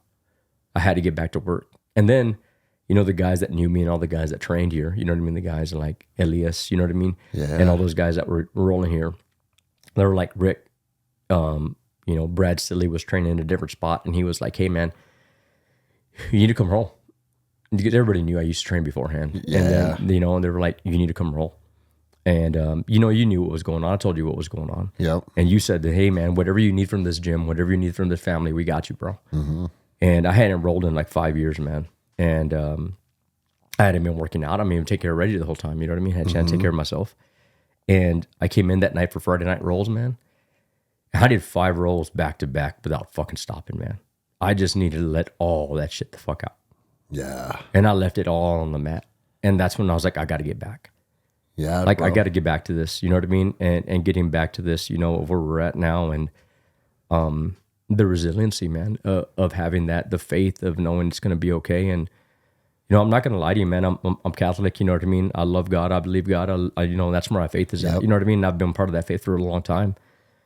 But I was fucking angry with him, man. Well, I can only imagine, man. I was fucking so pissed, you know what I mean? And I was just like... Because you're coming into the phase of your life where now, man, all the stresses of the whole entire military career are kind of coming to an end. And then she's taken from you, man. Yeah, and it was just kind of one of those things I couldn't figure out why. Like, I still don't know why, you know what I mean? Yeah. But I think one of my reasons is why is like, I loved Reggie more than anything in the world, bro. Like, she was my ride or die, man. Yeah. She was everything to me. And I can honestly say I loved her more than God, man. I don't care what anybody says. Like, I know that's a fault of mine. But I loved her more than anything. And I think I need to learn how to love, you know what I mean? Myself as well as, you know what I mean? That. Yeah. I need to love God more, you know what I mean? Understand that. Because, you know, I heard something the other day. It was actually on the, what podcast was it? It's right here. What's the name? Keep Hammering. Mm-hmm. Cameron Haynes. Cameron Haynes, his wife. You know, his wife said it on their podcast they were talking about, you know what I mean? She was just like, she goes, how do you love me so much and how do you do this so much? She was just like, well, I think for a spouse to really love her husband, that they got to love God first. Mm-hmm. They got to have what they believe in. They love God first. And if you could really love God, then you can really love your spouse. And then, and that hit, man, that hit home, you know what I mean? And I got to learn how to love that more, you know what I mean? My belief in how I believe and how I follow, you know what I mean? Yeah. Well, bro, you're looking for lessons in it. And Yeah. I think sometimes that's all we can do Yeah. because there is. Yeah. And sometimes they're hard. Yeah. I've never walked a lesson this hard my whole life. Yeah. And just sitting here with you now and feeling that energy, bro, it's devastating. But I tell you what, bro, like watching you navigate this, every person in this team is like, dude, how the fuck is Ricky so strong? You know, like you're raising your whole family now and your grandbaby too. Yeah. And, Got a granddaughter. She's amazing. And bro, you're handling what needs to be handled. And even though it was like crippling pain, you forged through it, man. And you were there for your kids. You led your family. And everybody saw that, man. Yeah. And I've told you before, man, that like one of the most defining moments for me, understanding like your strength and your resilience and your ability to push through was the tournament, man. Yeah. I mean, bro, like I get teared up every time I tell the story because, you know, you signed up at a blue belt division with 18 people or something. It was like Something it was a big division, man. It was a good division. And I remember, man, you looked at me and you're like, dude, even saying it right now, I get teared up because it's like, you said, dude, Reggie's fucking watching and I ain't fucking losing. No, bro. And you said like, she's been mat side on my previous tournaments. And I don't remember if it was like verbatim, but you were basically like, she's still fucking mat side, dude. Yeah. So it was. And bro, I had not seen that side of you ever. Like, bro, no one could beat you that day. And you fucking just buzzsawed the division and took gold. And it's like, because you knew she was with you. And that was such a powerful thing to witness as your coach. Because I told you, man, there's guys that can turn it on in the gym and then they kind of falter in tournament. Bro, having her with you, it's a superpower. And it's like, okay, you applied it to jiu-jitsu. Congratulations. Like, that's not going to change the world. But you have her with you to apply to whatever the fuck you want. Yeah. And it made you unstoppable. Yeah. And so, like, you just know whatever the next phase of your life is, dude, you carry that energy. Always. To show her, like, hey, I'm not done yet, dude. No. And I saw a side of you that was inspirational as fuck, dude. Because it's like, man, Ricky, that fucking dude doesn't have quit in him. And that dude will show the fuck up. And you've allowed this traumatic experience that would destroy a lot of families. Yeah. It's like it's almost empowered you guys, man. It has, and her faith and her belief in what she raised us and her fearlessness, man, and her lioness, you know what I mean, of being heard.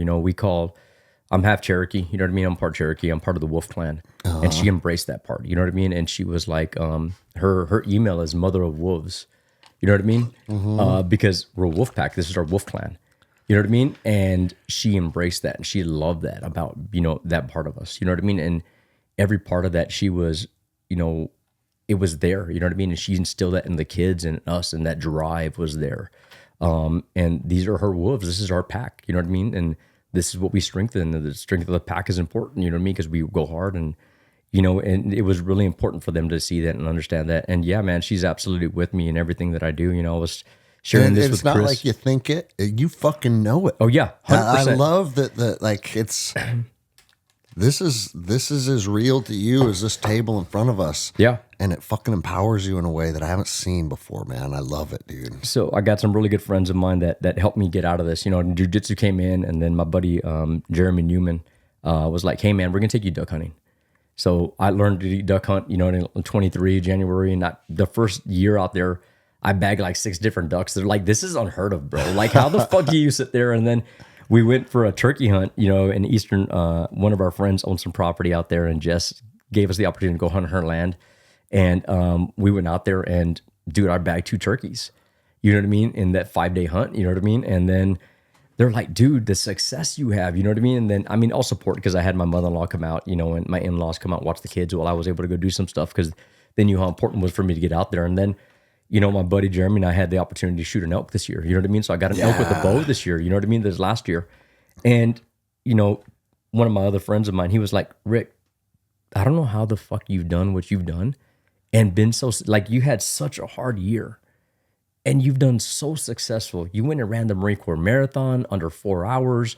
You know what I mean? And I did it with my best friend who's currently going through cancer right now. He's doing great. He's in the trial right now, but You know, No, bro, you kept living. yeah, And you kept living when most people, myself included, like if I had to walk that path, there's a part of me that's like, man, like it just feels like that would be debilitating to the family.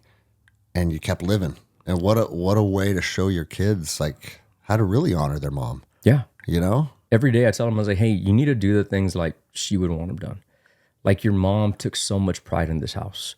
Everything she did, like we're getting ready to move to Texas, like you said, and you know, everything she did in that house, like she painted the walls, she redid all the, you know, the staining of the cabinets. She did the backsplash. Her and her mom did the backsplash. She took so much pride in everything that was hers, to include the kids. Like she's so proud of each and every one of my kids for everything they are and who they are and the persons they are. She's so proud of them. She was so proud to be my wife. She was so proud to be a chief's wife. She was so proud to be an FMF corpsman's wife. Like she loved that side of the Navy and what we've done.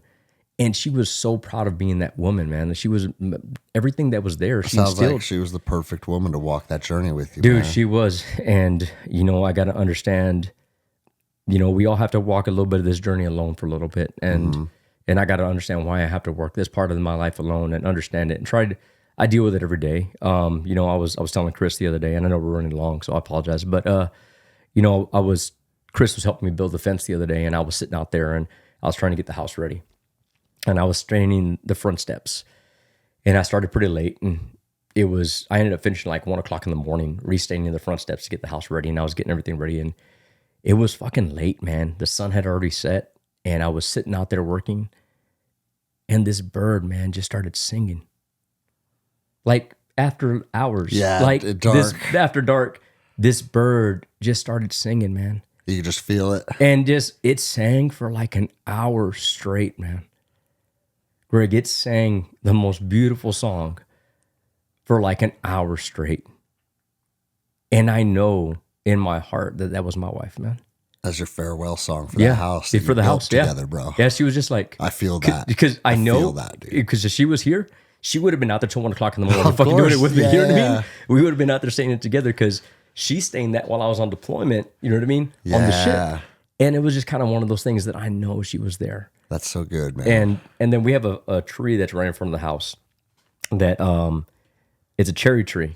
And after she passed, you know, cherry trees usually bloom like in what, May, April, right?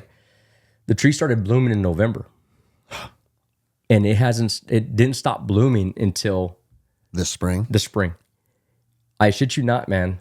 I was walking into the house and I could smell roses. I could smell flowers. I was like, where the hell am I smelling the flowers? And I looked to the right, and the tree is in full fucking bloom in November. I'm driving up and down the streets paying attention to the trees. There's no other tree in fucking bloom. Well, bro, lets you know, bro. Like you feel her energy because that's real, right? Yeah, 100%. So guess what? You better not fuck this up. Oh, no shit, bro. She's watching, man. Every minute of every day, you know what I mean? Yeah. And I'm just trying to do the best I can for her and for us, you know what I mean? Bro, I can tell you from the outside looking in, obviously we don't know all the shit that's going on behind the scenes, but everybody on this team watched you navigate that in a manner that impressed everybody, bro. You did the best you could. Yeah. And everybody here took power away from seeing how well you were able to, like you said, keep showing up, keep being who you need to be for your sailors, for your kids, for your teammates. And that's not lost on anybody, man. No, and I mean, I want to thank you, man. I want to thank this team.